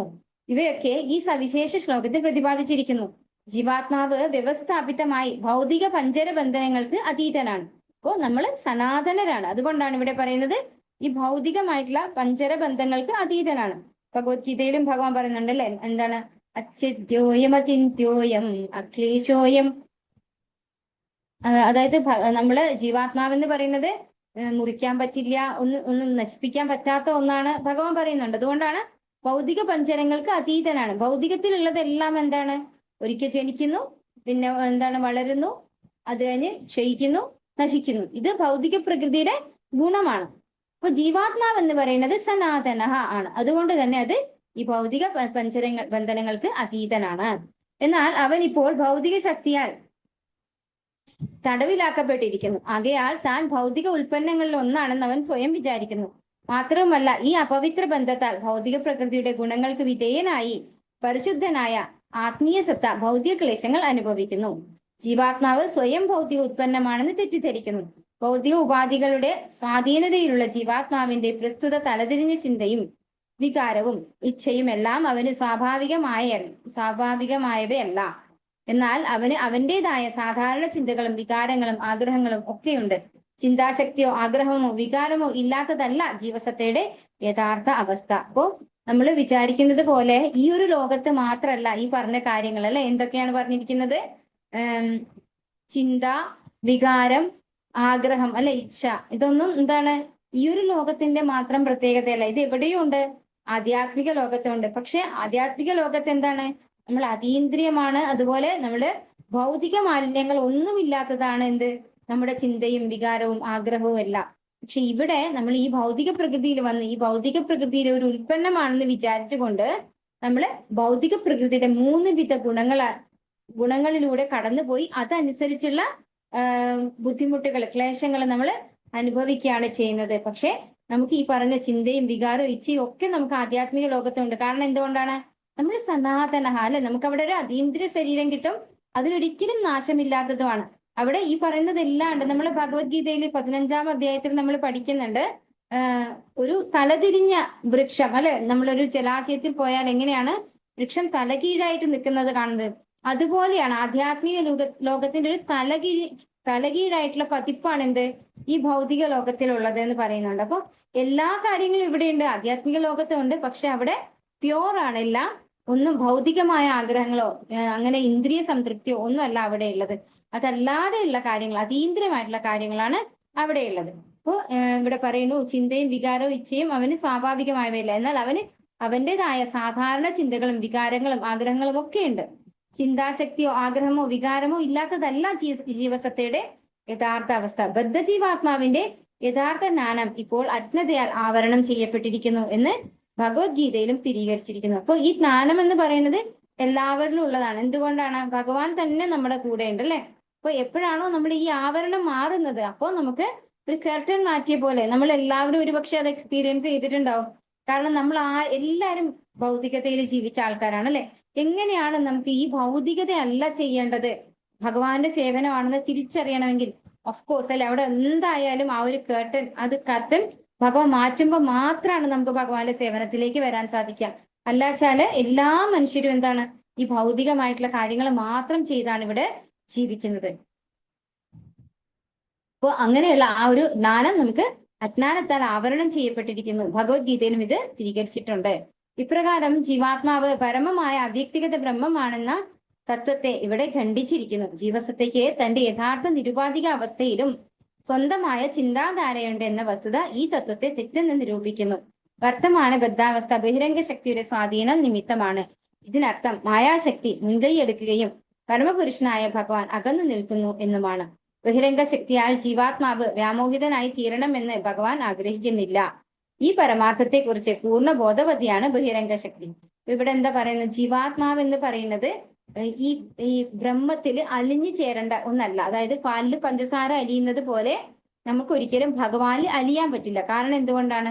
നമുക്കൊക്കെ ഇൻഡിവിജ്വാലിറ്റി ഉണ്ട് അല്ലെ. നമുക്കൊക്കെ നമ്മുടേതായ ഒരു വ്യക്തിത്വം ഉണ്ട്, ഒരു സ്വരൂപാവസ്ഥയുണ്ട്. അതുകൊണ്ട് നമ്മളൊക്കെ എന്താണ് ഓരോ വ്യക്തികളാണ് എന്ന് പറയാണ് ചെയ്യുന്നത്. ഒരിക്കലും നമുക്ക് ഒന്നും ഇല്ലാത്ത അവസ്ഥ, അതായത് ചിന്തയില്ല, വികാരങ്ങളില്ല, അല്ലെങ്കിൽ ഇവിടെ എന്താ പറഞ്ഞിരിക്കുന്നത്, അങ്ങനത്തെ ഒന്നും ഇല്ലാത്തൊരവസ്ഥ ഒരിക്കലും ആർക്കില്ല. ആഗ്രഹങ്ങളില്ല അല്ലെ. ഇങ്ങനെയുള്ളൊരു അവസ്ഥ ഒരിക്കലും ജീവാത്മാവിനില്ല എന്നാണ് പറയുന്നത്. പക്ഷെ എന്താണ് ഇവിടെയുള്ള ആഗ്രഹങ്ങളും ഇവിടെയുള്ള ചിന്തകളും അതൊന്നുമല്ല ആധ്യാത്മിക ലോകത്തിലുള്ളതെന്ന് മാത്രമേ ഉള്ളൂ. ഇവിടെയുള്ളത് എല്ലാം എന്താണ് ഈ എക്സ്പയറി ഡേറ്റ് ഉള്ള സാധനങ്ങളുടെ മേലെയുള്ള ആകർഷണമാണ് അല്ലെ. എല്ലാം നമ്മൾ നോക്കിക്കഴിഞ്ഞാൽ നമ്മൾ ഏതൊരു വസ്തു എടുത്ത് നോക്കിയാലും അതിലൊക്കെ എക്സ്പയറി ഡേറ്റ് ഉണ്ട് അല്ലെ. പ്രൊഡക്ഷൻ ഡേറ്റും ഉണ്ട്, എക്സ്പയറി ഡേറ്റും ഉണ്ട്. ഭഗവത്ഗീതയിൽ ഭഗവാൻ എന്താ പറയുന്നത്? ഏഹി സംസ്പർശജാ ഭോഗാ ദുഃഖയോനയ ഏവദേ ആദ്യന്തവന്ത കൗന്ദേയ. എന്താണ്? ഒരു ആദ്യമുണ്ട്, ഒരു അന്തമുണ്ട്, ഒരു പ്രൊഡക്ഷൻ ഡേറ്റും ഉണ്ട്, എക്സ്പയറി ഡേറ്റും ഉണ്ട്. അപ്പൊ ഇതിനെ റിലേറ്റ് ചെയ്തിട്ടാണ് നമ്മുടെ എല്ലാ സന്തോഷങ്ങളും അല്ലെങ്കിൽ നമ്മുടെ എല്ലാ കർമ്മങ്ങളും വരുന്നത്. അതുകൊണ്ടാണ് ഇത് ബഹിരംഗ ശക്തിയിലാണ് നമ്മൾ അട്രാക്റ്റഡ് ആയിട്ടുള്ളത് എന്ന് പറയുന്നത്. അപ്പോ ബഹിരംഗ ശക്തി ഭഗവാനിൽ നിന്ന് നമ്മളെ അകറ്റാണ് ചെയ്യുന്നത്. പക്ഷെ ഭഗവാൻ ഒരിക്കലും നമ്മൾ ബഹിരംഗ ശക്തിയാൽ തടവിലാക്കപ്പെട്ട് ഭഗവാനിൽ നിന്ന് അകന്നു പോകണമെന്ന് ആഗ്രഹിക്കുന്നില്ല. എന്നിരുന്നാലും എന്താണ് അതിനെ കുറിച്ച് ബഹിരംഗ ശക്തി പൂർണ്ണ ബോധവതിയുമാണ്. അപ്പോ ബഹിരംഗ ശക്തിയും എന്താ ആഗ്രഹിക്കുന്നില്ല? നമ്മൾ ഭഗവാനിൽ നിന്ന് അകന്നു പോകണമെന്ന് ബഹിരംഗ ശക്തിയും ആഗ്രഹിക്കുന്നില്ല. കാരണം ബഹിരംഗ ശക്തി ഭഗവാന്റെ ഭക്തയാണ്. മഹാമായ ആണെങ്കിലും ഭഗവാന്റെ ഭക്തയാണ്, ഭഗവാന്റെ ആജ്ഞാനുവർത്തിയാണ്. ഭഗവാൻ ആജ്ഞാപിച്ചത് കൊണ്ട് മാത്രമാണ് നമ്മളെ കുരുക്കിലാക്കുന്നത്. ഭഗവാൻ എന്തുകൊണ്ട് ആജ്ഞാപിക്കുന്നു? നമ്മൾ ഭഗവാനെ ആശ്രയിക്കാൻ തയ്യാറാവുന്നില്ല അല്ലെ. ബഹിരംഗ ശക്തിയാൽ ബാധിതരായിട്ടുള്ള ആളുകൾ ആരും ഭഗവാനെ ആശ്രയിക്കുന്നില്ല. അപ്പൊ ഭഗവാനെ ആശ്രയിച്ചു കഴിഞ്ഞാൽ ബഹിരംഗ ശക്തി വിടും. അപ്പൊ ആ ആശ്രയിക്കുന്നത് വരെ നമുക്ക് എന്താണ് പ്രോബ്ലംസ് വന്നുകൊണ്ടേയിരിക്കും. കാരണം നമ്മളെ തിരിച്ച് ഭഗവാന്റെ അടുത്തേക്ക് കൊണ്ടുപോകുക എന്നുള്ളതാണ് ബഹിരംഗ ശക്തിയുടെയും ഡ്യൂട്ടി. അപ്പൊ നമ്മള് നല്ല സുഖമായിട്ട് ഇവിടെ ഇരുന്നാൽ നമ്മൾ ഒരിക്കലും ഭഗവാന്റെ അടുത്തേക്ക് തിരിച്ചു പോവില്ല. അപ്പൊ പ്രോബ്ലംസ് വരുമ്പോ എന്താണ് അറിയാണ്ട് ഭഗവാനെ വിളിച്ചു പോകും അല്ലെ. എന്നിരുന്നാലും വിസ്മൃത അവസ്ഥയിലുള്ള ജീവാത്മാവിനെ തന്റെ വിഭ്രമിപ്പിക്കുന്ന സ്വാധീനത്താൽ മായയുടെ നിയന്ത്രണത്തിന് കീഴിൽ വയ്ക്കുക എന്ന കൃതജ്ഞതായോഗ്യമല്ലാത്ത കർത്തവ്യം അവൾ സ്വീകരിക്കുന്നു. മായാശക്തിയുടെ കർത്തവ്യത്തിൽ ഭഗവാൻ ഇടപെടാറില്ല. കാരണം ജീവാത്മാക്കളുടെ പുനരുദ്ധാരണത്തിന് മായാശക്തിയുടെ അത്തരം നിർവഹണങ്ങൾ അനിവാര്യമാണ്. എന്താണ് കൃതജ്ഞതായോഗ്യമല്ലാത്ത കർത്തവ്യം എന്നാണ് പറയുന്നത്. തീരെ മോശമായൊരു ഡ്യൂട്ടി ഭഗവാന് വേണ്ടിയിട്ട് ചെയ്യാണ് ആര്? മഹാമായ ചെയ്യുന്നത്. നമ്മളെ ഭഗവാനിൽ നിന്ന് അകറ്റുന്നത് ഒട്ടും ബഹിരംഗ ശക്തിയായിട്ടുള്ള ഭഗവാന്റെ ഭക്തിയായിട്ടുള്ള ബഹിരംഗ ശക്തിക്ക് ഒട്ടും താല്പര്യമില്ല. പക്ഷെ ഭഗവാൻ അത് ഏൽപ്പിച്ച ഡ്യൂട്ടി ആയിട്ടാണ് ആര് ചെയ്യുന്നത്? മഹാമായ ചെയ്യുന്നത്. കാരണം ജീവാത്മാക്കളുടെ പുനരുദ്ധാരണത്തിന് മായാശക്തിയുടെ അത്തരം നിർവഹണങ്ങൾ അനിവാര്യമാണ്. മറ്റൊരു വ്യക്തിയാൽ സ്വന്തം മക്കൾ ശിക്ഷിക്കപ്പെടുന്നത് സ്നേഹമുള്ള ഏതൊരു പിതാവും ഇഷ്ടപ്പെടുകയില്ല. എങ്കിൽ തന്നെയും അദ്ദേഹം തന്റെ അനുസരണയില്ലാത്ത മക്കളെ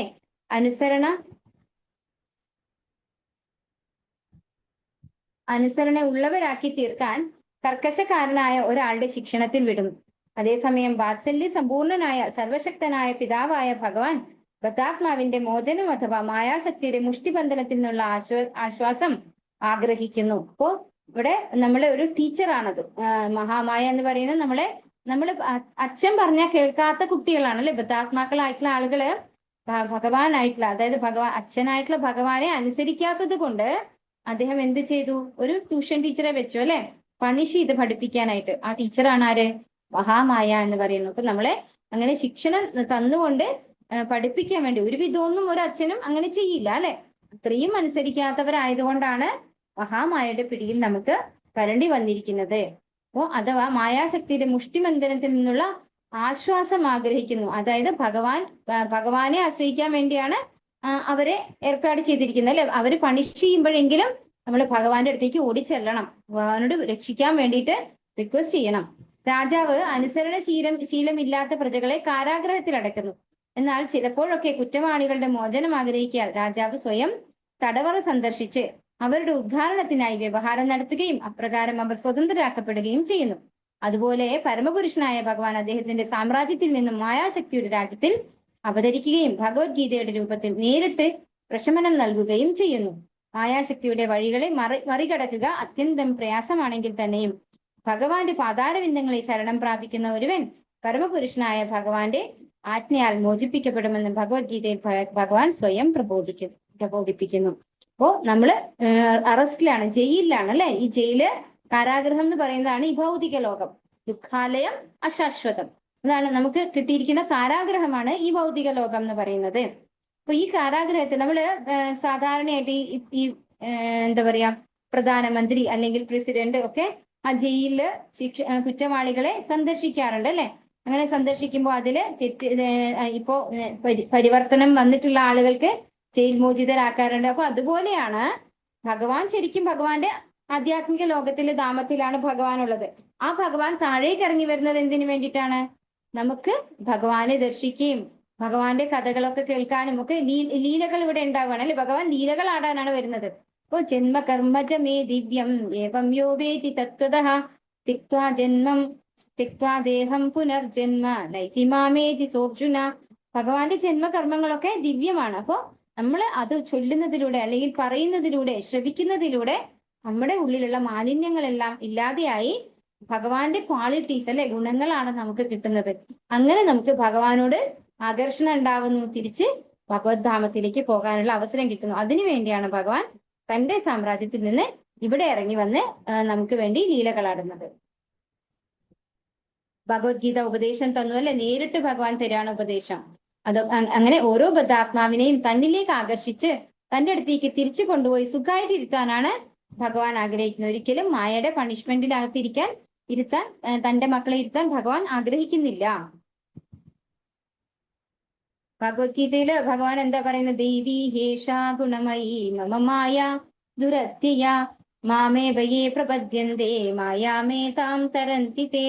ഭഗവാനെ ആശ്രയിച്ചു കഴിഞ്ഞാൽ ആ മായാശക്തിയുടെ ദുരത്യ അല്ലെ, അത്രയും ബുദ്ധിമുട്ടാണ് ആ മായാശക്തിയില് നമുക്ക് മുന്നോട്ട് പോകാനായിട്ട്. അപ്പൊ ഭഗവാനെ ആശ്രയിച്ചു കഴിഞ്ഞാൽ നമുക്ക് തിരിച്ചു പോവാം ഭഗവാന്റെ താമരത്തിലേക്ക്, ഒരു ബുദ്ധിമുട്ടും അനുഭവിക്കേണ്ടതില്ല. മായാശക്തിയുടെ വിഭ്രമിപ്പിക്കുന്ന നടപടികളിൽ നിന്നും പ്രശമനം ലഭിക്കുന്നതിനായുള്ള പരിഹാര മാർഗം ഈ ശരണാഗതി പ്രക്രിയയാണ്. സംസർഗത്തിന്റെ പ്രഭാവം അനുസരിച്ചാണ് ശരണാഗതി പ്രക്രിയ പൂർണ്ണമാകുന്നത്. ആകയാൽ യഥാർത്ഥത്തിൽ പരമപുരുഷനായ ഭഗവാനെ സാക്ഷാത്കരിച്ച മഹാത്മാക്കളുടെ പ്രഭാഷണത്താൽ പ്രഭാവിതരായി ജനങ്ങൾ തന്റെ അതീന്ദ്ര പ്രേമയുത സേവനത്തിൽ നിരതരാകുന്നു എന്ന് ഭഗവാൻ പ്രബോധിപ്പിക്കുന്നു. ഭഗവാനെ കുറിച്ചുള്ള ശ്രവണത്തിന് ബദ്ധാത്മാവിന് അഭിരുചി ലഭിക്കുകയും അങ്ങനെ അപ്രകാരത്തിലുള്ള ശ്രവണത്തിലൂടെ മാത്രം ഒരാൾ ഭഗവാനോട് ആദരവ്, ഭക്തി, അഭിനിവേശം എന്നീ തലത്തിലേക്ക് ക്രമേണ ഉയർത്തപ്പെടുകയും ചെയ്യുന്നു.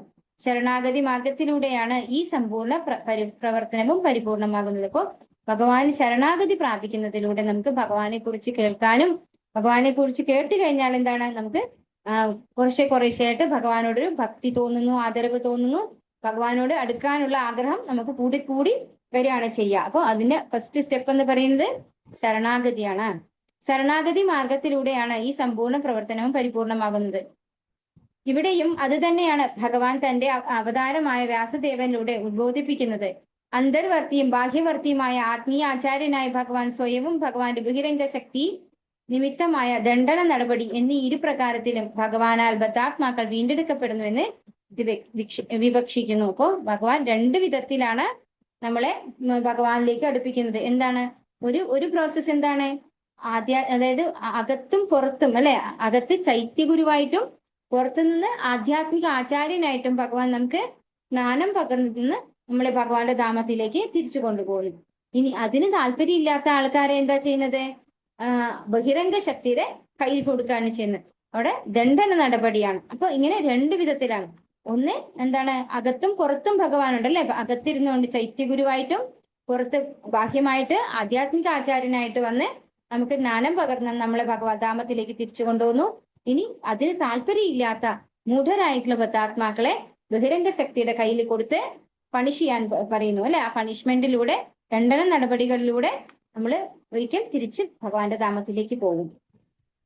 അതായത് സമയം എടുത്താലും നമ്മളെ തിരിച്ചു കൊണ്ടുപോകുക എന്നുള്ളതാണ് ഭഗവാന്റെ ടാർഗറ്റ്. ഭഗവാന്റെ ബഹിരംഗ ശക്തി നിമിത്തമായ ദണ്ഡന നടപടി എന്നീ ഇരു പ്രകാരത്തിലും ഭഗവാനാൽ ബദ്ധാത്മാക്കൾ വീണ്ടെടുക്കപ്പെടുന്നു എന്നിത് വിവക്ഷിക്കുന്നു. സർവ്വ ജീവാത്മാക്കളുടെയും ഹൃദയത്തിനുള്ളിൽ പരമാത്മാവായ ഭഗവാൻ സ്വയം ആത്മീയ ആചാര്യനായി തീരുന്നു. ബാഹ്യമായി ശാസ്ത്രങ്ങൾ, സാധുക്കൾ, ദീക്ഷാഗുരു എന്നീ രൂപങ്ങളിലും അദ്ദേഹം ആത്മീയ ആചാര്യനായി വർത്തിക്കുന്നു. ഇതിനെക്കുറിച്ച് കൂടുതൽ സുവ്യക്തമായി അടുത്ത ശ്ലോകത്തിൽ വിവരിക്കുന്നു. ദേവന്മാരുടെ നിയന്ത്രണ അധികാരവുമായി ബന്ധപ്പെടുത്തി മായാശക്തിയുടെ മേലധികാരത്തെ വേദങ്ങളിൽ കേന ഉപനിഷത്ത് സ്ഥിരീകരിച്ചിരിക്കുന്നു. ജീവാത്മാവ് ബഹിരംഗ ശക്തിയാൽ വ്യക്തിഗതമായി നിയന്ത്രിക്കപ്പെടുന്നു എന്ന് ഇവിടെയും സുവ്യക്തമായി പ്രതിപാദിച്ചിരിക്കുന്നു. അപ്രകാരം ബഹിരംഗ ശക്തിയുടെ നിയന്ത്രണത്തിന് വിധേയനാകുന്ന ജീവസത്ത വ്യത്യസ്തമായി സ്ഥിതി ചെയ്യുന്നു. എന്നാൽ പരിപൂർണ സത്ത അഥവാ പരമദിവ്യോത്തമ പുരുഷന് സമക്ഷം അതേ ബഹിരംഗ ശക്തി താഴ്ന്ന നിലയിൽ സ്ഥിതി ചെയ്യുന്നു എന്ന് ഭാഗവതത്തിലെ ഈ പ്രസ്താവനയിൽ നിന്നും വ്യക്തമാക്കുന്നു. ഇവിടെ എന്താ പറയുന്നത്? ബഹിരംഗ ശക്തിയുടെ നിയന്ത്രണത്തിന് വിധേയനാകുന്ന ജീവസത്ത വ്യത്യസ്തമായി സ്ഥിതി ചെയ്യുന്നു. എന്നാൽ പരിപൂർണ അഥവാ പരമദിവ്യോത്തമ പുരുഷന് സമക്ഷം അതേ ബഹിരംഗ ശക്തി താഴ്ന്ന നിലയിൽ സ്ഥിതി ചെയ്യുന്നു എന്ന് ഭാഗവതത്തിലെ ഈ പ്രസ്താവനയിൽ നിന്നും വ്യക്തമാകുന്നു. പരമ്പൊരുളായ ഭഗവാനെ സമീപിക്കാൻ മായാശക്തിക്ക് പോലും സാധ്യമല്ല. അവൾക്ക് ജീവസത്തകളിൽ മാത്രമേ പ്രവർത്തിക്കാൻ സാധ്യമാവുകയുള്ളൂ. ആകയാൽ മായാശക്തിയാൽ പരമപുരുഷ ഭഗവാൻ വ്യാമോഹിതനാവുകയും അപ്രകാരം ഒരു ജീവാത്മാവായി തീരുകയും ചെയ്യുന്നു എന്നത് ശുദ്ധ ഭാവന മാത്രമാണ്. ജീവാത്മാവും ഭഗവാനും ഒരേ വിഭാഗത്തിലാണെങ്കിൽ അത് ദർശിക്കാൻ വ്യാസദേവന് സർവദാ സാധ്യമാകുമായിരുന്നു എന്ന് മാത്രമല്ല, വ്യാമോഹിതരായ ജീവാത്മാക്കൾക്ക് ഭൗതിക ക്ലേശങ്ങൾ എന്ന പ്രശ്നമേ ഉണ്ടാകുമായിരുന്നില്ല. ഇവിടെ എന്താ പറയുന്നത്? ഭഗവാനും ജീവാത്മാക്കളും, അതായത് ആദ്യം പറയുന്നു മായയ്ക്ക് ഒരിക്കലും ഭഗവാനെ നേരിട്ട് സമീപിക്കാൻ സാധിക്കില്ല. അതുകൊണ്ട് അത് ജീവാത്മാക്കളിലൂടെയാണ് ഭഗവാനെ സമീപിക്കുന്നത്. അതിന്റെ ആവശ്യമില്ല അല്ലെ. മായ ആരാണ്? ഭഗവാന്റെ ശുദ്ധ ഭക്തയാണ്. മായാദേവി ഭഗവാന്റെ നേരിട്ടുള്ള ഭക്തയാണ്. ഭഗവാൻ കൊടുത്തിരിക്കുന്ന ഡ്യൂട്ടിയാണ് ആര് ചെയ്യുന്നത്? മായാദേവി ചെയ്യുന്നത്. പിന്നെ രണ്ടാമത് എന്താ പറയുന്നത്? ജീവാത്മാവും ഭഗവാനും ഒരേ വിഭാഗത്തിലാണെങ്കിൽ അത് ദർശിക്കാൻ വ്യാസദേവന് സർവദാ സാധ്യമാകുമായിരുന്നു എന്ന് മാത്രമല്ല, വ്യാമോഹിതരായ ജീവാത്മാക്കൾക്ക് ഭൗതിക ക്ലേശങ്ങൾ എന്ന പ്രശ്നമേ ഉണ്ടാകുമായിരുന്നില്ല. നമ്മളും ഭഗവാനും തമ്മിൽ വ്യത്യാസം ഇല്ലെങ്കിൽ പിന്നെ നമുക്ക് എന്തിനാണ് ഭൗതിക ക്ലേശം അനുഭവിക്കേണ്ട ആവശ്യമില്ല അല്ലെ. നമുക്കും ഭഗവാന് തുല്യമായ ശക്തിയാണെങ്കിൽ ഒരിക്കലും നമുക്ക് ബുദ്ധിമുട്ടുകൾ ഉണ്ടാവില്ല. കാരണം പരമപുരുഷൻ അഥവാ പരമ വ്യക്തി പൂർണ്ണ അഭിജ്ഞനാകുന്നു. ഇത് ഭാഗവതത്തിലെ 1-ാമത്തെ സ്കന്ധത്തിലെ 1-ാമത്തെ അധ്യായത്തിലെ 1-ാമത്തെ ശ്ലോകത്തിൽ പറഞ്ഞിട്ടുണ്ട് അല്ലെ, അഭിജ്ഞസ്വരാടെന്ന്. അപ്പൊ ഭഗവാന് എല്ലാ ജ്ഞാനവും ഉണ്ട്. ഭഗവത്ഗീതയിൽ ഭഗവാൻ അത് എവിടെയാ പറയുന്നത്? വേദാഹം സമതീതാനി വർത്തമാനാനി ച അർജുന ഭവിഷ്യാണി ച ഭൂതാനി മാം തു വേദ ന കശ്ചന. ഭഗവാൻ എല്ലാവരുടെയും ഭൂതം ഭാവി വർത്തമാനം ഒക്കെ അറിയാം. ഭഗവാനെ ആർക്കും അറിയില്ല എന്ന് ഭഗവത്ഗീതയിലും ഭഗവാൻ പറയുന്നുണ്ട്. ഇങ്ങനെ ഭഗവാനെയും ജീവാത്മാവിനെയും ഒരേ വിഭാഗത്തിൽ ഉൾപ്പെടുത്താനുള്ള ഉദ്യമത്തിൽ ഏകത്വവാദികളുടെ പക്ഷത്തു നിന്ന് നിരവധി അടിസ്ഥാനരഹിതമായ ഭാവനകളുണ്ട്. ഭഗവാനും ജീവാത്മാക്കളും ഒന്നു തന്നെ ആയിരുന്നുവെങ്കിൽ അതീന്ദ്രിയമായ ഭഗവത് ലീലാ അവതരണത്തിന് ശ്രീല സുഖദേവ ഗോസ്വാമി മുതിരുമായിരുന്നില്ല. കാരണം അങ്ങനെയെങ്കിൽ അവയൊക്കെ തന്നെ മായാശക്തിയുടെ ബഹിസ്ഫുരണങ്ങൾ മാത്രമായി പരിണമിച്ചേനെ. ഇപ്പോ ഭഗവാനും നമ്മളും ഒരേ നിലയിലാണെങ്കിൽ ഭഗവാനെ കുറിച്ചുള്ള കഥകളും എന്തായിരിക്കും? ഭൗതികമായിരിക്കും അല്ലെ? അപ്പൊ പിന്നെ ആ ഭൗതികമായ ഒരു കാര്യത്തിന് നമ്മുടെ ഈ ഭൗതികമായ ദുഃഖങ്ങളിൽ നിന്ന് മുക്തി തരാൻ സാധിക്കില്ല. അപ്പൊ അങ്ങനെയുള്ള ഒരു കാര്യം ഒരിക്കലും ശുകദേവ ബ്രഹ്മർഷിയെ പോലെയുള്ള ഒരു ആധ്യാത്മിക ആചാര്യൻ, അതായത് അദ്ദേഹം എങ്ങനെയുള്ള ആധ്യാത്മിക ആചാര്യൻ എന്ന് പറയുന്നത് ജന്മനാ മുക്താത്മാവാണ് അല്ലെ? അങ്ങനെയുള്ള ഒരു ആചാര്യൻ ഒരിക്കലും അത്തരത്തിലൊരു വൃഥാ പരിശ്രമം ചെയ്യുമായിരുന്നില്ല എന്നാണ് ഇവിടെ ശിലപ്രഭാതിരി പറഞ്ഞു വരുന്ന എന്താണ്? ഭഗവാൻ എന്ന് പറയുന്ന ഒരു വ്യക്തിയാണ്. ഭഗവാൻ വിഭുവും നമ്മൾ അണുവുമാണ്. ഈ ഒരു വ്യത്യാസം സാധാരണ ജനങ്ങൾ അംഗീകരിക്കാറില്ല. അതുകൊണ്ടാണ് ശിലപ്രഭാതിരി ഇത്രയും എക്സ്പ്ലെയിൻ ചെയ്ത് പറയുന്നത്. മായയുടെ പിടിയിൽ അകപ്പെട്ട് ക്ലേശിക്കുന്ന മനുഷ്യരാശിക്കുള്ള പരമശ്രേയസ്കരമായ പരിഹാരമാണ് ശ്രീമദ് ഭാഗവതം. ആകയാൽ ശിലവ്യാസദേവൻ പ്രാഥമികമായി ബദ്ധാത്മാക്കളുടെ യഥാർത്ഥ രോഗം എന്തെന്ന്, അതായത് അവർ ബഹിരംഗ ശക്തിയാൽ വ്യാമോഹിതരാണെന്ന് നിർണയിച്ചു. രോഗഗ്രസ്തരായ ബദ്ധാത്മാക്കളെയും രോഗകാരണത്തെയും അദ്ദേഹം കണ്ടു.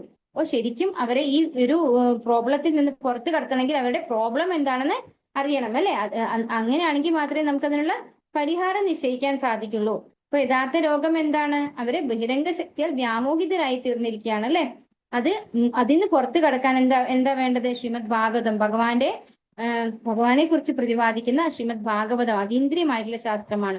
ആ ഒരു ശാസ്ത്രം കേൾക്കുന്നതിലൂടെ തന്നെ നമുക്ക് ഈ മായയിൽ നിന്ന് പുറത്തു കടക്കാൻ പറ്റും. അതായത് ബഹിരംഗ ശക്തിയാൽ വ്യാമോഹിതരാണെന്ന് നിർണയിച്ചു. രോഗഗ്രസ്തമായ ബദ്ധാത്മാക്കളെയും രോഗകാരണത്തെയും അദ്ദേഹം കണ്ടു. അപ്പോൾ ഇതും ധ്യാനനിരതനായ വ്യാസദേവൻ കണ്ടു. ആരിൽ നിന്നാണോ മായാശക്തി തികച്ചും വേറിട്ട്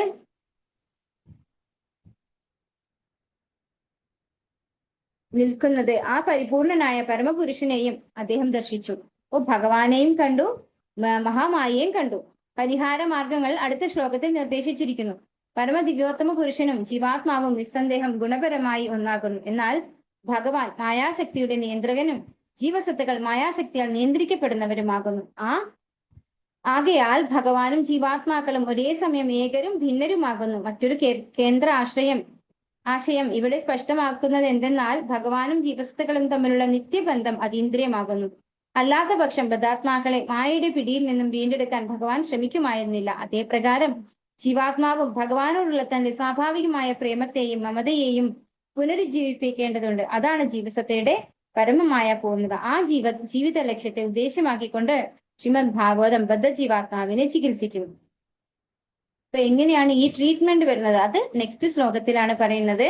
പിന്നെ ഇവിടെ എന്താ പറഞ്ഞു തരുന്നത്? ഭഗവാനും നമ്മള് ബദ്ധാത്മാക്കളും തമ്മിലുള്ള ബന്ധം എന്താണ്? ഗുണപരമായിട്ട് നമ്മൾ ഒരേ ഗുണത്തിലാണ്. കാരണം ഭഗവാന്റെ തന്നെ അംശമാണ് നമ്മൾ. ഒരു സമുദ്രത്തിലെ ജലം എടുത്തു കഴിഞ്ഞാൽ ആ ജലത്തിനും സമുദ്രത്തിന്റെ ഗുണം ഉണ്ടാകുന്നത് പോലെ ഭഗവാനിൽ നിന്ന് വന്നിട്ടുള്ളത് കൊണ്ട് നമുക്കും ഭഗവാന്റെ ഗുണമാണ്. പക്ഷെ ഭഗവാന്റെ അളവെന്ന് പറയുന്നത് അപരിമേയനാണ്. ഭഗവാൻ പരിമിതികൾ ഇല്ലാത്തതാണ്. നമ്മള് അണുവാണ് അല്ലെ? കുറച്ച് മാത്രമേ ഉള്ളൂ. നമ്മള് ചെറിയൊരു അംശമാണ് ഭഗവാന്റെ. ആ ഒരു വ്യത്യാസം. അതുകൊണ്ടാണ് ഒരേ സമയം ഭിന്നരും അഭിന്നരുമാണെന്ന് പറയുന്നത്. ഗുണം കൊണ്ട് നമ്മൾ ഭഗവാന് തുല്യരും, അളവിൽ നമ്മൾ ഭഗവാനിൽ നിന്ന് വളരെ തുച്ഛവും വളരെ ചെറുതാണ്. അപ്പോൾ ഭഗവാനും ജീവസത്തുക്കളും തമ്മിലുള്ള ബന്ധവും എന്താണ്? അതീന്ദ്രിയമാണ്. അതുകൊണ്ടാണ് ഭഗവാൻ ഭഗവത്ഗീതയിൽ ജീവഭൂത സനാതനഃ എന്ന് പറയുന്നത്. അപ്പോൾ നമ്മളും അതീന്ദ്രിയരാണ്. പക്ഷെ നമ്മൾ ഈ ഭൗതികതയിൽ വന്ന് ആ ഭൗതികമായ ഒരു ശരീരം സ്വീകരിച്ചത് കൊണ്ട് ഈ ഭൗതിക പ്രകൃതിയിലെ 3 വിധ ക്ലേശങ്ങള് നമ്മളെ വലയ്ക്കുകയാണ് ചെയ്യുന്നത്. അപ്പോൾ അതിനുള്ള ട്രീറ്റ്മെന്റ് എന്താണ്? ചികിത്സ. അത് അടുത്ത ശ്ലോകത്തില് പറയുന്നുണ്ട്. നമുക്ക് അടുത്ത ദിവസം നോക്കാം. ഹരേ കൃഷ്ണ. വാഞ്ചാകൽപതരൂപേശ കൃപാസിന്ധുഭ്യവച പതിതാനാം പാവനേഭ്യോ വൈഷ്ണവേഭ്യോ നമോ. अनंत कोटि वैष्णव कृपा कीजिए। गुरु महाराज की जय। निताय गौर प्रेमानंदे। हरि हरि बोल। हरे कृष्णा। सर्व श्री कृष्णा। हरे कृष्णा।